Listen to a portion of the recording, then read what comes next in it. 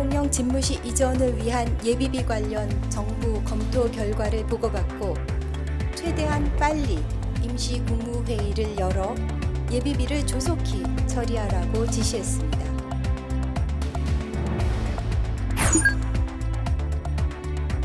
공정과 상식, 도덕과 양심의 기준에 맞는지 들여다보지 않을 수 없습니다. 문재인 정부의 7대 인사 기준은 민주당 자신의 손해에 스스로 폐기 처분한 지 오래된 것입니다.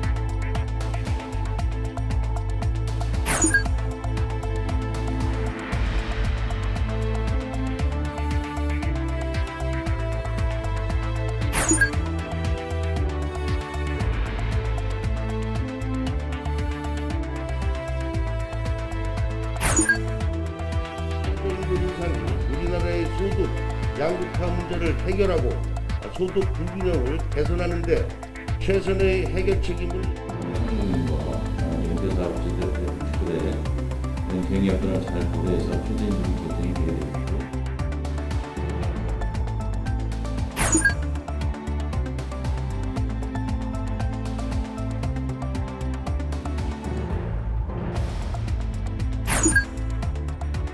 혹시 경찰이 올라가서 범인을 제압하는데 도와주지는 않았냐고 있길래 그런 적은 없어요.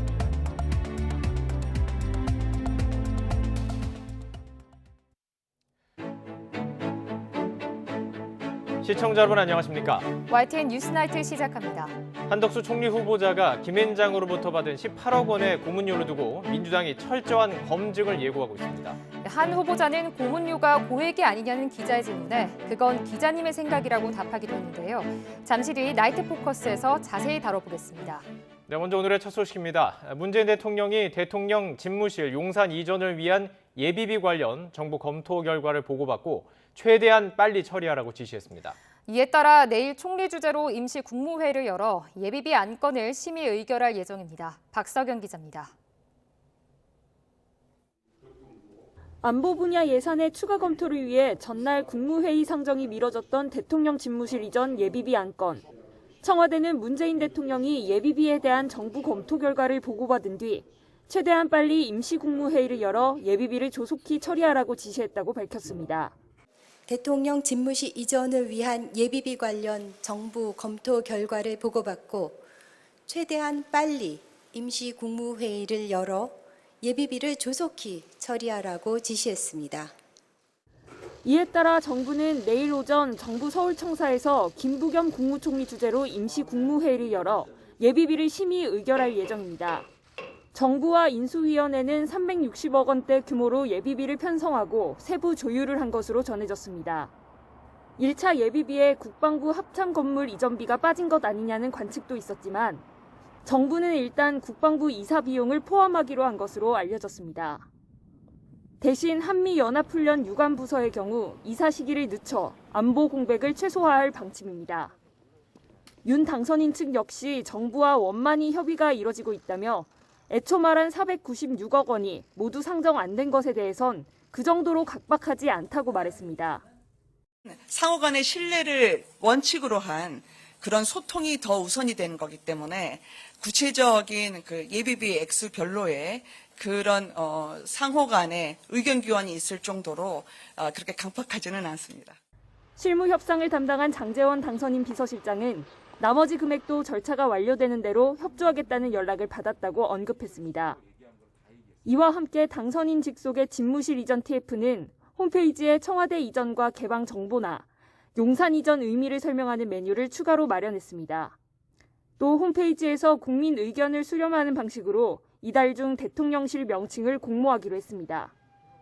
YTN 박서경입니다. 대통령직 인수위원회가 1차 취합한 국정과제 115개를 압축하는 후속 작업을 진행하고 있습니다. 윤석열 당선인은 무엇보다 대선 공약을 제대로 담아내야 한다고 강조했는데 이 협치 차원에서 이재명 전 후보 공약을 반영하는 방안도 검토하고 있습니다. 송재인 기자의 보도입니다. 대통령직 인수위원회가 분과별 국정과제 초안을 바탕으로 본격적인 압축 단계에 들어섰습니다. 취합된 1차 국정과제만 115개, 여기에 실천 과제는 587개에 달합니다. 윤석열 당선인은 무엇보다 약속했던 공약들이 국정과제에 제대로 담겼는지 살펴봐달라고 당부했습니다. 국민께 약속드린 공약이 국정과제에 제대로 반영되어 있는지 다시 한번 점검해 주시기 부탁드립니다. 그 검토 자료들을 잘 패스 받아가지고 보시면은 이거 왜 이런 공약을 국민들께 약속드렸는지 잘 아실 거라고 생각합니다. 모든 답은 현장에 있다며 민생 밀착형 국정청사진을 주문했는데 이에 따라 최대 현안인 코로나19 극복 방안과 윤 당선인이 강조해온 부동산 세제 개혁이 중점 과제로 추진될 것으로 보입니다. 나아가 인수위는 민주당 이재명 전 후보의 공약을 비롯해 다른 당 대선 공약도 국정과제에 함께 녹여내는 방안을 검토하고 있습니다. 이념과 진영을 가리지 않고 오로지 국민의 삶에 초점을 맞추다 보면 경쟁자의 공약도 활용할 수 있다는 취지인데 앞으로 펼쳐질 여소야대 정국에서 협치를 도모하겠다는 선언적인 의미도 담긴 것으로 보입니다. 다른 당 공약이라서가 아니고 기존의 선거 과정에서 공약 드렸던 항목의 어떤 보다 효과적인 이행을 위한 로드맵을 짜면서요. 여러 가지 국민들께서 관심 가지시는 사항들을 참고하고 또 반영할 계획입니다. 인수위는 우선 이번 달 중순 중간점검까지 1차 취합한 국정과제를 추려 보완하는 데 주력할 방침입니다. YTN 송재인입니다. 한덕수 국무총리 후보자가 최저임금은 정부 개입이 최소한에 그쳐야 한다고 밝혔습니다. 고액 연봉 논란에 대해선 거듭 문제 없다고 해명하면서 이준석 국민의힘 대표와 비공개로 만나 당정 관계를 논의했습니다. 보도에 김세호 기자입니다. 한덕수 국무총리 후보자가 출근길에 최저임금에 대한 입장을 밝혔습니다.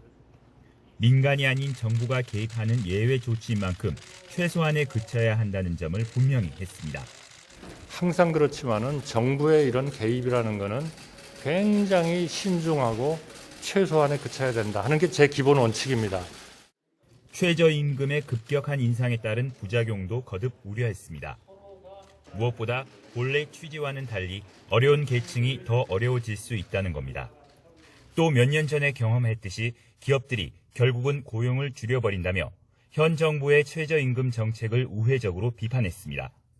갑자기 너무 오르게 되면 결국 기업들이 적응할 수 있는 방법이라는 거는 가령 아르바이트 하시던 이런 더 어려운 분들을 해고하지 않으면 감당을 못하는 상황이 발생이 되니까.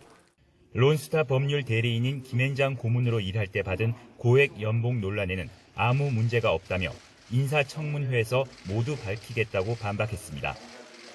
후보자는 오후에는 이준석 국민의힘 대표와 처음 만나 해외 청년 일자리 문제와 당정 관계 등을 논의했습니다. 하여튼 우리 젊은이들이 좀 해외로 많이 나가서 활동할 수 있는 그런 여건을 좀 어떻게 만드느냐, 뭐 이런 소위 그 젊은이들의 문제, 또 일자리의 문제, 뭐 이런 것들을 좀 논의를 좀 했습니다. 다만 내각 구성과 관련해서는 인수위에서 결정할 일이라며 말을 아꼈습니다. YTN 김세호입니다. 한덕수 국무총리 후보자가 론스타 사건을 맡았던 김앤장 법률사무소에서 18억 원의 고문료를 받은 일을 두고 여야의 설전이 뜨거워졌습니다. 민주당은 공정과 상식에 맞느냐며 현미경 검증을 예고했고 국민의힘은 완전한 코미디라고 맞받아쳤습니다. 김지환 기자입니다. 김앤장 근무 4년간 고문료로 18억 원을 받았다는 한덕수 국무총리 후보자를 향해 민주당은 국민 눈높이 검증을 강조하고 나섰습니다. 법률가도 아닌 전직 고위 관료가 어떤 역할을 했길래 월 3,500여만 원을 받을 수 있었는지 국민은 의문이란 겁니다. 월 3,500여만 원이 법과 원칙, 공정과 상식, 도덕과 양심의 기준에 맞는지 들여다보지 않을 수 없습니다. 동시에 송곳 검증도 예고했습니다. 참여정부 총리 시절인 15년 전보다 국민의 도덕 기준이 한층 높아진 만큼 부동산 투기, 탈세 등 문재인 정부가 적용한 7대 인사검증 기준으로 철저히 들여다보겠다고 엄포를 놨습니다. 대통령직 인수위원회를 향해서도 거친 비판을 이어갔습니다. 지금 하고 있는 거 보면 정말 제동 장치 없는 그런 이 폭주 자동차 같은 느낌이 들 정도로 이 아직 취임한 것도 아닌데 인사 개입이 대단히 심합니다. 국민의힘은 즉각 역공세에 나섰습니다. 현 정부의 7대 기준을 검증 잣대로 삼겠다는 건 완전한 코미디, 내로남불이라고 직격했습니다. 문재인 정부의 7대 인사 기준은 문 정권에서조차도 한 차례도 지켜지지 않으면서 민주당 자신의 손해에 스스로 폐기 처분한 지 오래된 것입니다. 또 문재인 정부의 자기 사람 챙기기 인사와 달리 윤석열 당선인은 한 후보자를 엄격하게 검증해 문제될 게 없다고 적극적으로 차단막을 쳤습니다. 인수위를 향한 수위 높은 비판은 거친 입으로 사사건건 발목 잡기에 당력을 집중하는 민주당이 시대착오적 구태에 빠져 있다고 반박했습니다. 공수 교대에 따라 촘촘한 검증을 벼르는 민주당과 철벽 방어를 예고한 국민의힘의 청문정국 기싸움이 갈수록 치열해질 것으로 보입니다. YTN 김지환입니다. 초대 국무총리 후보자 지명에 이어서 다음 관심은 대통령 비서실장 자리죠. 윤석열 대통령 당선인도 장제원 비서실장도 손사래를 쳤지만 비서실장 1순위는 여전히 장제원 의원으로 보입니다. 이번 주 후반에 지명할 경제부총리 자리는 추경호 의원이 유력합니다. 조은지 기자입니다. 새 대통령을 가장 가까이서 보좌할 비서실장 자리가 안개 속인 가운데 돌고 돌아 또 장제원 비서실장 대세론이 나왔습니다. 일기 진영에서 대통령 비서실장은 저는 어떤 면에서 총리보다도 대통령 입장에서는 더 중요한 인사를 했습니다. 가는 게 오히려 순리 아닌가 하는 생각이 당선인하고의 공유를 하고 있는 분이 가야 제대로 역할을 할 수 있습니다. 윤석열 당선인도 본인도 당장 손살에 치며 부인했습니다. 현역 의원인데 그건 전혀 근거 없는 얘기고 국민 잘 모실 수 있는 아주 유능한 분을 잘 모시고 일을 하겠습니다. 장제원 비서실장도 YTN 통화에서 권력 서열이 높아 관심이 크겠지만 취임까지 아직 한 달 정도 남아 있어서 대통령 비서실장은 급히 서두를 문제가 아니라고 했습니다. 정부 감각이 검증된 경륜 있는 분을 삼고초려로 모시려 접촉했다면서 여의도로 돌아갈 생각은 변함없다고 거듭 강조했습니다. 역시 유력 후보군인 권영세 인수위 부위원장도 YTN에 수도권에서 보궐선거를 만들면 안 된다며 당분간 국회에 있을 거라고 단언했고 원희룡 전 제주지사는 입각 가능성을 저울질하는 것으로 알려졌습니다. 대통령실 인선이 더딘 분위기 속에 조각 작업도 속도 조절에 한창입니다. 내각은 한 7회쯤은 윤곽이 나올까요? 조금 더 있어야 될 것 같습니다. 부처별로 2명에서 최대 5명까지 장관 후보들이 검증 단계를 받고 있는데 다만 새 정부가 공들인 경제 원팀은 이르면 금요일 먼저 공개됩니다. 경제부총리 겸 기획재정부 장관에는 기재부 1차관을 지낸 재선 경제통 추경호 의원이 유력합니다. 금융위원장 1순위인 최상목 농협대 총장과 함께 발맞출 것으로 보입니다. 정부 조직 개편안은 아직 안 나왔지만 당선인 측은 청문 일정상 기다릴 수 없다면서 현재 체계 안에서 인선을 시작한다고 설명했습니다. YTN 조은지입니다. 여야의 관심이 6일 지방선거에 쏠린 가운데 국민의힘은 당선인의 복심으로 선거를 치를 채비에 나섰습니다. 이른바 윤핵관으로 불린 권성동 의원이 원내대표 출사표를 던졌고 당선인의 입이었던 김은혜 의원은 경기지사 출마를 결심한 것으로 전해졌습니다. 더불어민주당은 경기지사 예비후보 간 룰싸움을 이어가고 있습니다. 정유진 기자입니다. 윤석열 당선인의 핵심 관계자, 이른바 윤핵관으로 불리는 권성동 국민의힘 의원이 당 원내대표 선거에 출사표를 던졌습니다. 권 의원은 수직적 당청 관계에서 벗어나 당이 국정 운영의 중심에 서기 위해서는 자신이 적임자라고 호소했습니다. 인간적인 신뢰를 바탕으로 당정 간에 불필요한 오해와 마찰이 없도록 하겠습니다. 조혜진 의원도 출마 선언을 했지만 다가올 지방선거를 승리로 이끌기 위해선 당선인의 복심이 전면에 나서야 한다는데 당내 의견이 모아지는 분위기입니다. 대선 이후 줄곧 당선인 대변인직을 수행해온 김은혜 의원은 배현진 의원에게 자리를 넘겼습니다. 오늘 이 브리핑은 당선인 대변인으로서는 마지막 브리핑입니다. 윤핵관들의 강력한 권유로 경기지사 선거 출마를 저울질해온 김 의원은 고심 끝에 출마 결심을 굳히고 내일 기자회견을 열 예정입니다. 일찌감치 출사표를 낸 유승민 전 의원은 경선이 치열해지는 건 좋은 일이라며 자신감을 드러냈지만 물밑으론 팽팽한 기싸움이 읽힙니다.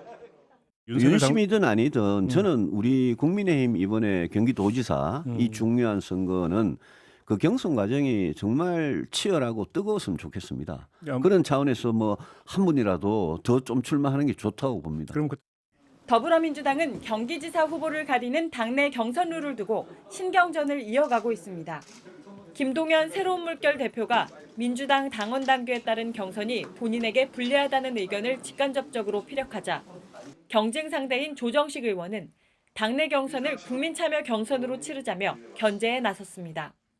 유력 후보의 경선룰 공정성 시비, 이와 관련한 소모적인 논쟁으로 당원과 국민을 필요하게 하고 더 이상 시간을 낭비해서는 안 됩니다.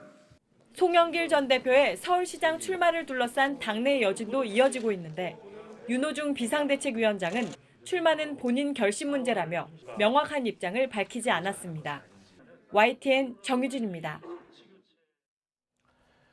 경북 봉화에서 시작된 산불이 확산하고 있습니다. 산림청은 산불 3단계를 발령하고 야간 진화인력 600여 명을 투입해서 진화하고 있습니다. 자세한 소식 취재기자 연결해서 알아보죠. 박희재 기자.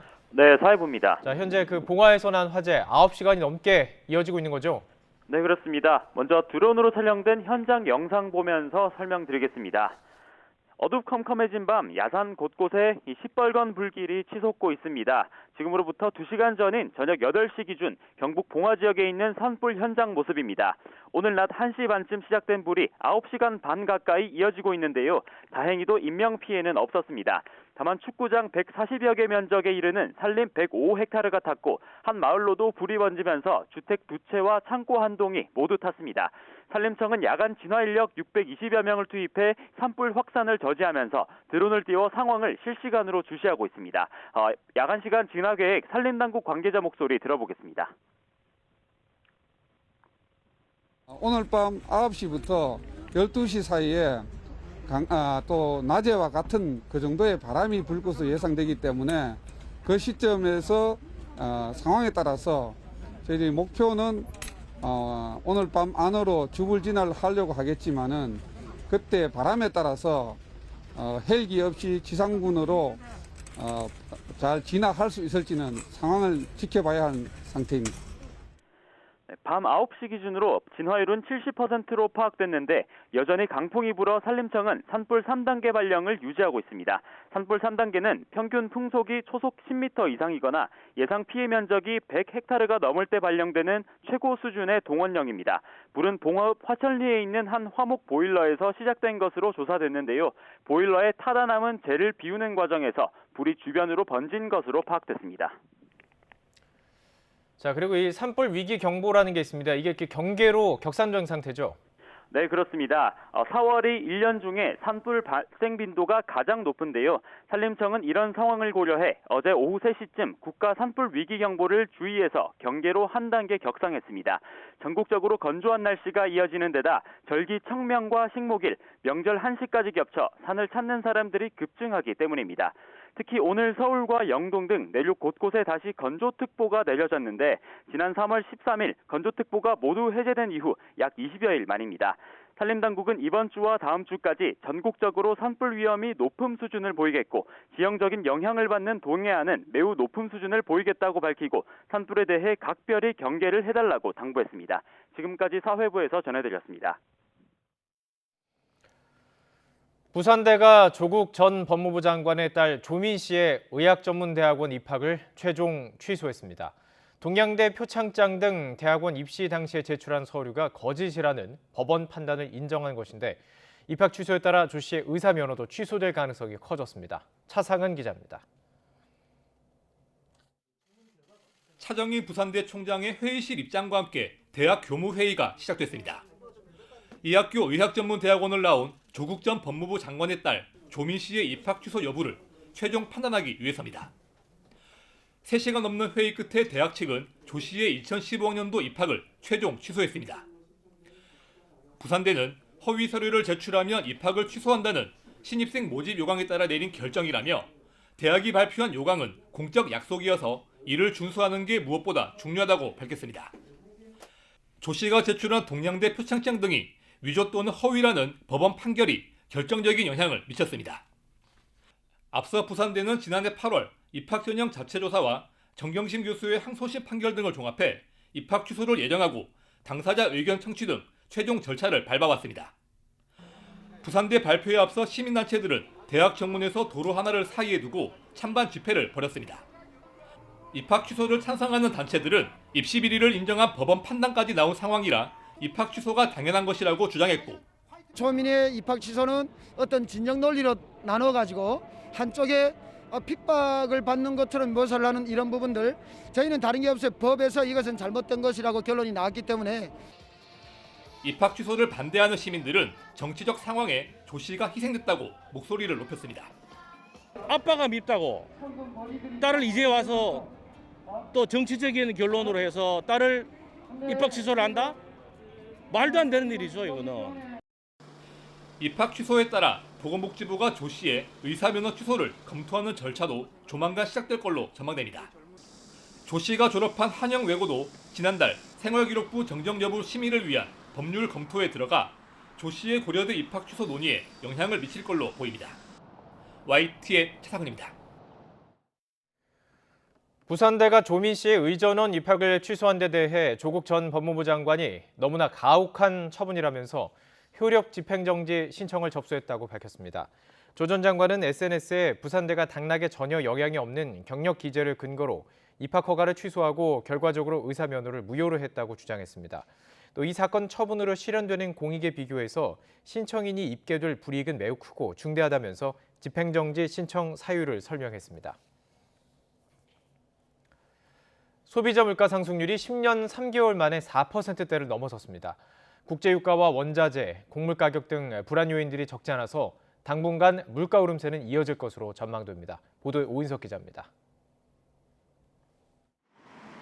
러시아의 우크라이나 침공에 따른 국제 유가 상승세가 국내 물가에 본격 반영되기 시작했습니다.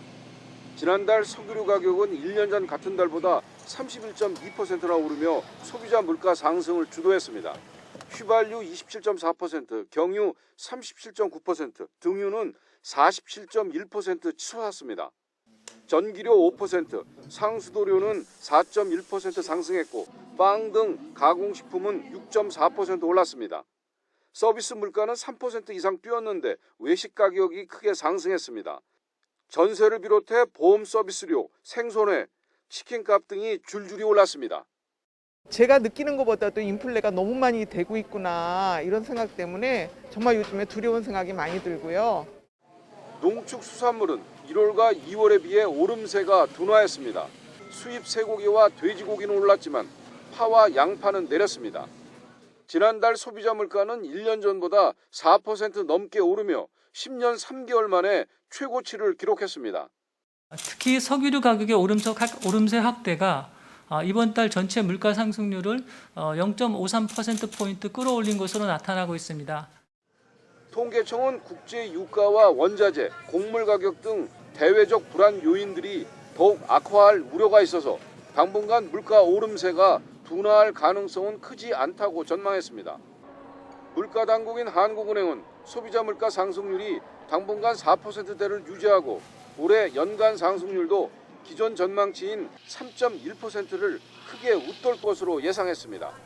YTN 오인석입니다.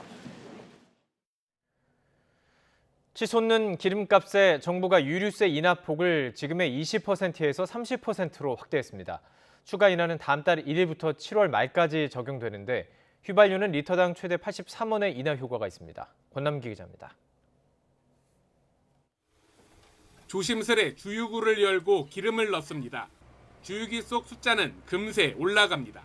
지장이 많습니다. 5만 원어치 넣으면 한 3일을 탔는데 요즘에는 하루밖에 못 합니다.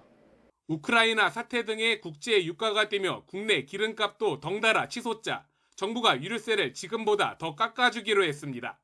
지난해 11월부터 20% 인하 중인데 여기서 10%포인트를 더 낮춰 30%까지 확대합니다. 추가 인하 기간은 5월부터 7월까지 3개월로 시행 이후 주유소 판매 가격도 차례로 내려갈 거로 보입니다. 유류세를 20% 인하 중인 지금 기준에서 휘발유는 최대 리터당 83원, 경유 58원, LPG 부탄은 21원까지 떨어질 수 있습니다. 리터당 10km 연비로 하루 40km를 운행한다면 휘발유 기준 월 10,000원 정도를 아끼는 셈입니다. 이것만 오른 게 아니라 다른 게 다 같이 오르니까 그나마 좀 떨어져 주면 소상공인한테는 큰 도움 되죠, 정말로.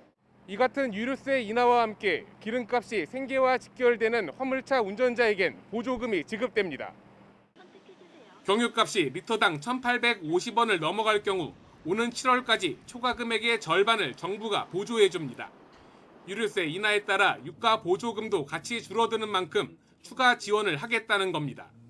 먼저 고유가로 어려움을 겪고 있는 국민들의 체감 유류 비용을 낮춰주기 위하여 소위 고유가 부담 완화 3종 세트를 마련하여 신속히 유류세 인하로 세금 수입은 그만큼 줄어듭니다.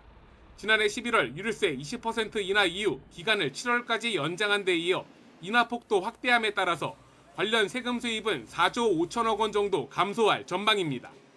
YTN 권남기입니다. 내년에 적용될 최저임금 심의 절차가 오늘부터 시작됐습니다. 내년 최저임금은 특히 업종별로 최저임금을 달리하는 차등 적용을 놓고 노동계와 경영계가 첨예한 대립을 예고했습니다. 최명신 기자가 보도합니다. 최저임금위원회가 내년도 최저임금 심의에 본격적으로 착수했습니다. 가장 큰 관심사는 인상률입니다. 노동계는 소득 불균형과 양극화 해결, 물가가 고공행진인 점을 들어 인상이 필요하다고 주장하고 있고 경영계는 문재인 정부 들어 5년간 41.5%나 올라 영세 자영업자의 임금 지불 능력이 약해졌다며 인상 반대를 분명히 했습니다. 새 정부 역시 최저임금 인상이 우리나라의 소득 양극화 문제를 해결하고 소득 불균형을 개선하는 데 최선의 해결 책임을 잘 알 것으로 생각하고 있습니다.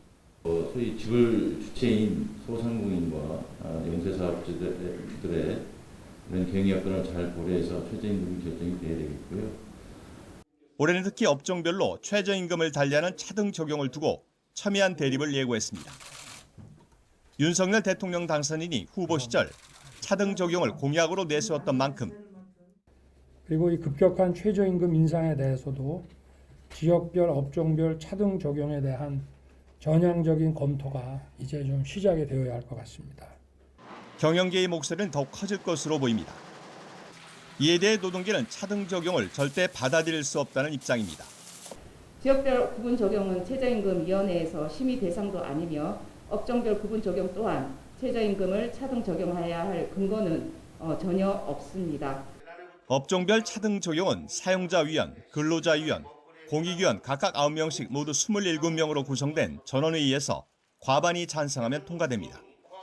최저임금위원회 1차 전원회의는 사용자위원들과 근로자위원들 간의 팽팽한 긴장감 속에 2시간가량 진행됐습니다. 차등 적용을 두고 노동계와 경영계가 충돌하면서 최저임금 심의가 초반부터 파행될 수 있다는 전망이 나오고 있습니다. 여기에 사실상 결정권을 가진 공익위원들이 새 정부 출범과 함께 교체될 가능성이 커 중립성 훼손 논란도 불가피할 것으로 보입니다. YTN 최명신입니다. 지난해 11월 인천 다세대 주택에서 발생한 흉기 난동 사건 당시 경찰의 부실 대응이 논란이 됐던 것 기억하실 텐데요. 5개월 만에 피해 가족이 당시 경찰의 대응 모습이 담긴 CCTV를 확보해 공개했습니다. 출입문이 열린 걸 보고도 올라가지 않고 범행 현장 모습을 설명하며 시간을 허비하는 장면 등이 고스란히 담겼습니다. 정현우 기자입니다. 층간소음 다툼 신고가 접수된 3층에서 비명이 들리자 1층에 있던 40대 박모 경위와 거주자가 급하게 건물 안으로 뛰어들어갑니다. 부인 딸과 함께 3층에 있던 20대 김모 순경은 혼자 1층까지 뛰어내려오다 마주칩니다. 피해자 남편 혼자 불이 나게 계단을 뛰어 올라가는 모습에도 아랑곳 없이 박경희는 도망쳐온 김순경 뒤를 따라 유유히 건물을 빠져나갑니다. 현관문이 닫히려 하자 서둘러 다시 뛰어 들어가는가 싶더니 이내 멈추고 다시 돌아섭니다. 무전기로 지원을 요청하고 3단봉과 테이저 건까지 꺼내고 나서야 다시 들어가 보려 하지만 현관문이 열리지 않습니다. 힘으로 밀어도 보고 두드려도 보고 지나가던 시민을 불러 도움을 요청한 끝에 문이 열리자 그제야 뛰어 올라갑니다. 그러는 사이 3분의 시간이 지체됐고 그동안 혼자 뛰어 올라간 남편은 맨손으로 흉기를 든 남성과 맞섰습니다. 검사님이 이 사람이 진입하고 나서 와가지고 범인을 제압하는데 나하고 도왔냐 이러길래 저는 도운 사실이 없고 제가 기절을 시켜서 그때 마침 올라왔습니다. 도망쳐 나온 김순경은 밖에서도 문 열기에 집중하기는커녕 펄쩍 뛰면서 무언가를 설명하기 바빴습니다. 박경희에게 범행 현장을 묘사하는 것으로 추정됩니다. 피해 가족 측은 김순경이 그동안 정신적 충격으로 범행 현장이 기억 안 난다고 해명해왔지만 거짓이었다고 울분을 토했습니다. 이런 사람 때문에 왜 정말 열심히 일선에서 일하는 정말 선량한 경찰들이 무더기로 욕을 먹어야 되냔 말이에요. 당시 흉기에 찔린 피해자는 뇌 손상으로 의식을 잃고 중환자실로 옮겨진 뒤 지금도 병원 치료를 받고 있습니다. 출동한 두 경찰관은 부실 대응 책임을 물어 사건 발생 열흘 만에 직위 해제됐습니다. YTN 정윤우입니다. 사건 당시 영상을 본 피해자 측은 출동 경찰이 바디캠 영상을 고의로 삭제했다는 의혹도 제기했는데요. 경찰은 현장 출동 당시 이미 바디캠 용량이 가득 차 촬영 자체가 이뤄지지 않았다고 해명했습니다. 김철희 기자입니다. 한참을 건물 밖을 서성이던 출동 경찰들은 오후 5시 7분쯤 문이 열리자 건물 안으로 뛰어 들어갑니다. 잠시 뒤 피의자를 끌고 나올 때 CCTV 시계는 오후 5시 11분을 가리키고 있습니다. 건물 진입부터 피의자 제압까지 4분 정도가 걸린 건데 사고가 난 3층까지는 10초면 올라갈 수 있는 거리입니다. 피해자들은 경찰이 범인을 제압하는데도 1분 정도만 걸렸다면서 남는 2분 동안 어디서 무엇을 했는지 되묻습니다. 이제 저를 담당하는 그 검사님이 이 시간이 이렇게 있는데 혹시 경찰이 올라가서 범인을 제압하는데 도와주지는 않았냐고 묻길래 그런 적은 없어요. 김모 순경은 출동 당시 바디캠도 차고 있었지만 영상은 녹화되지 않았습니다. 피해자 가족은 대응을 망설이는 모습이 고스란히 담겨 바디캠 영상을 삭제할 수밖에 없었을 거라고 주장합니다. 지네들이 와서 범인을 체포하고 도와오고 정말 열심히 했다면 그걸 삭제할 이유가 없잖아요. 그거를 제출하는 게 왜 칭찬을 듣는 일인데. 피해자 가족은 그동안 진실을 두 눈으로 확인하고자 여러 번 영상 제공을 요청했지만 번번이 거절당했습니다. 결국 민사소송까지 거쳐 5개월 만에야 영상을 손에 넣었습니다.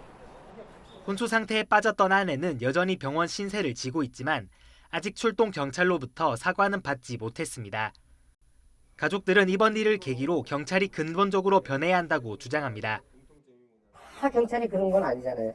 국민들이 다 알 수 있는 일이라면은 엄중히 처벌을 하고 또 증거 같은 거 빨리 확보를 해서 그것도 면목이 있어야 처벌을 할 거 아니에요. 이에 대해 경찰은 수사 중이라 CCTV를 공개하지 못해 송구하다고 말했습니다. 바디캠은 포렌식 분석을 한 결과 이미 용량이 가득 차 사건 당시에도 촬영이 이루어지지 않았다면서 영상을 삭제했다는 건 사실이 아니라고 설명했습니다. 또 경찰청과 인천경찰청 차원에서 여러 번 사과의 뜻을 전했지만 여전히 죄송한 마음이라며 다시 한번 사과의 뜻을 전했습니다. 피해자들은 지원받은 돈을 소송 비용과 치료비로 모두 쓴 상황. 국가의 실책으로 씻을 수 없는 피해를 본 이들을 위해 더 두터운 보호가 필요하다는 목소리도 나옵니다. YTN 김철입니다. 코로나19 환자 한 명이 몇 명을 감염시키는지를 보여주는 감염 재생산 지수가 11주 만에 1 아래로 내려가 감소세를 확인했습니다. 정부는 다시 유행 규모가 커지진 않을 걸로 보고 있지만 새로운 변이가 국내 유입될 가능성엔 경계하고 있습니다. 김평정 기자입니다. 지난 2주 동안 코로나19 유행은 감소세를 보였습니다. 한 주간 하루 평균 확진자를 비교했을 때 40만 명을 넘었던 지난달 셋째 주 이후 한 주가 지날 때마다 5만 명가량씩 꾸준히 줄었습니다. 감염 규모가 줄면서 확진자 한 명이 몇 명을 더 감염시키는지 보여주는 감염 재생산 지수도 감소했습니다. 2월 초에 1.6까지 치솟았던 감염 재생산 지수는 11주 만에 1 아래로 떨어진 0.91을 기록했습니다. 1 이상이면 유행 확산을 의미하는데 확실히 감소세로 전환됐다고 해석할 수 있습니다. 그러나 방역당국이 평가한 주간 코로나19 위험도는 5주째 매우 높음이었습니다. 환자 발생 규모가 여전히 크고 중환자 병상 가동률이 70%에 달하는 등 의료 대응의 부담이 아직은 크기 때문입니다. 또 외국에서 오미크론과 스텔스 오미크론이 재조합된 XE 변이가 나타난 것도 경계를 늦출 수 없게 하고 있습니다. 현재 우리나라는 스텔스 오미크론이 검출률 67%로 우세종을 차지하고 있고 아직 XE 변이가 발견되진 않았습니다. 방역당국은 이런 위험 요인에도 유행 규모의 감소세는 당분간 이어질 것으로 예상했습니다. 다시금 상승으로 돌아설 가능성보다는 현재 감소 기조가 당분간 이어질 가능성이 더 높다고 판단하고 있습니다. 그 쌍봉형 2차 정점형도 현재로서는 아직은 좀 가능성이 낮은 상황으로 판단하고 있습니다. 방역당국은 코로나19 환자를 안정적으로 관리할 수 있는 이른바 엔데믹 상황은 아직 멀었다며 전 세계적으로 대유행 소강 상태가 되고 종합적 방역 의료 역량이 더 갖춰져야 한다고 강조했습니다. YTN 김평정입니다. 코로나19에 확진되면 검사일로부터 7일 동안 격리해야 하는데 정부가 이 기간 단축을 검토하고 있습니다. 일상 회복에 초점을 맞춰 방역 전략이 조금씩 바뀌고 있는데 경증 환자가 입소하는 생활치료센터 운영 중단도 논의하고 있습니다. 이형원 기자입니다. 현재 확진자 격리 기간은 검사일로부터 7일입니다. 바이러스가 전파될 수 있는 최대 기간을 고려한 조치입니다. 감염성 바이러스가 배출되는 최대 기간은 증상 발현 후 최대 8일까지입니다. 거의 7일 이내로 그렇게 발견되었습니다. 이런 바이러스 특성은 그대로인데 정부가 격리 기간 단축을 검토하고 있습니다.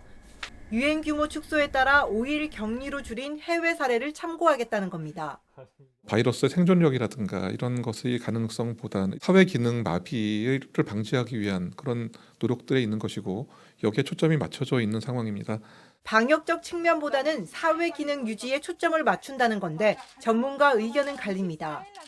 배출 기간이 짧아진 것도 아니고 그런 근거를 찾을 수도 없는 마당에 5일까지 격리 기간을 줄여버리면 실제로 아픈 사람이 퍼뜨릴 가능성과 아픈 사람이 쉬지 못할 가능성이 다 대두가 되기 때문에 전 바람직한 결정이라고 보지 않습니다.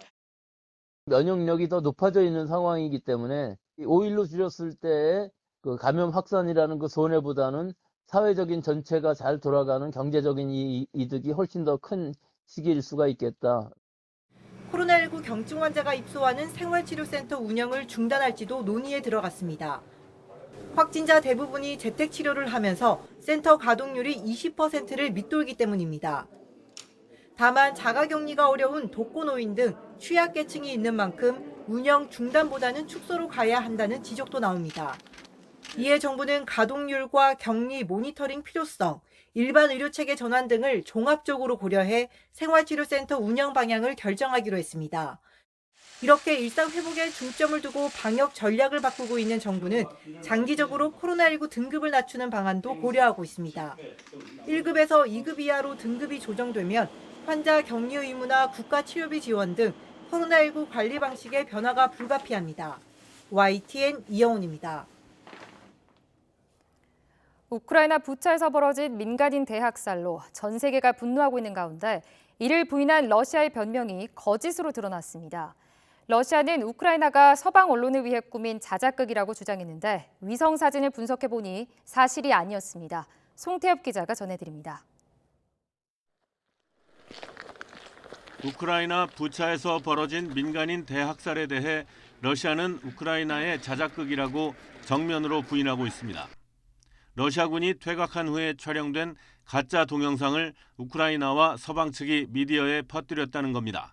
На днях очередная фейковая атака была предпринята в городе Буча Киевской области после того, как оттуда вышли российские военнослужащие в соответствии с планами и достигнутыми договоренностями.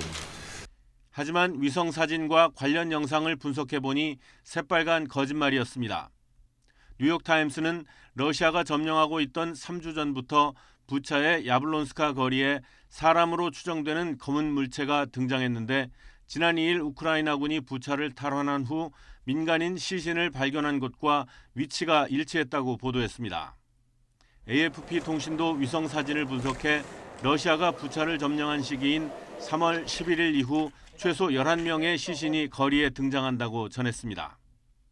이 밖에 집단 매장지로 추정되는 곳도 위성 사진에서 속속 확인되고 있습니다.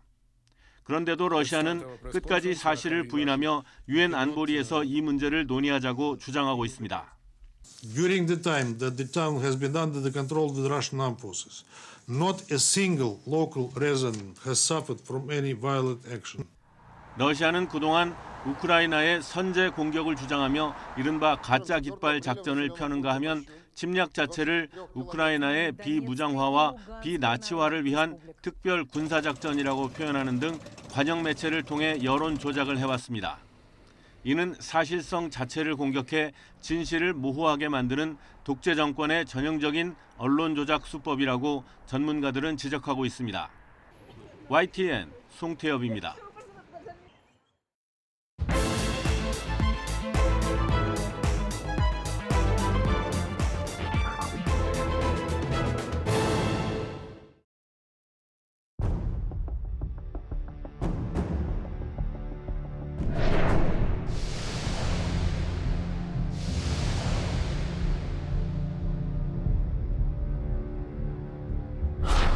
일반인이 생각할 때 고액이 아니냐 이제 이런 얘기가 그거는 기분이 지나는 생각이고 지금 모든 거를 팩트 체크를 해가지고 우리가 국회 청문을 위해서 그 검증을 위해서 제출합니다. 이렇게 뭐 하나하나를 가지고 이게 뭐 옳으냐 그러냐 그거는 의미가 없다고 생각해요. 그래서 오늘부터 아무런 문제가 거기서 논의를 없다. 하시다고요. 없다 이제 이런 아니 그런 거를 왜 또 나한테 묻냐고. 일부 국민 눈높이에 맞지 않는 부분이 있다라는 점도 저희가 아마 인지하고 있었던 것 같고요. 그때 또 론스타트 사건이 터졌을 때거든요. 그 다음에는 공직에 나가는 것을 조심을 해야죠. 제가 만약에 김현장에 고문을 했다면 안 하실 거죠? 저는 공직은 못 안 할 하죠. 겁니다. 안 합니까? 못 합니까? 해서는 안 되죠. 해서는 안 된다. 김현장으로부터 받은 월 3,500여만 원이 법과 원칙, 공정과 상식, 도덕과 양심의 기준에 맞는지 들여다보지 않을 수 없습니다. 송곳 운운하면서 문재인 정부가 제시했던 인사검증 7대 기준을 검증 잣대로 삼겠다고 주장하는 것은 완전한 코미디가 아닐 수 없습니다.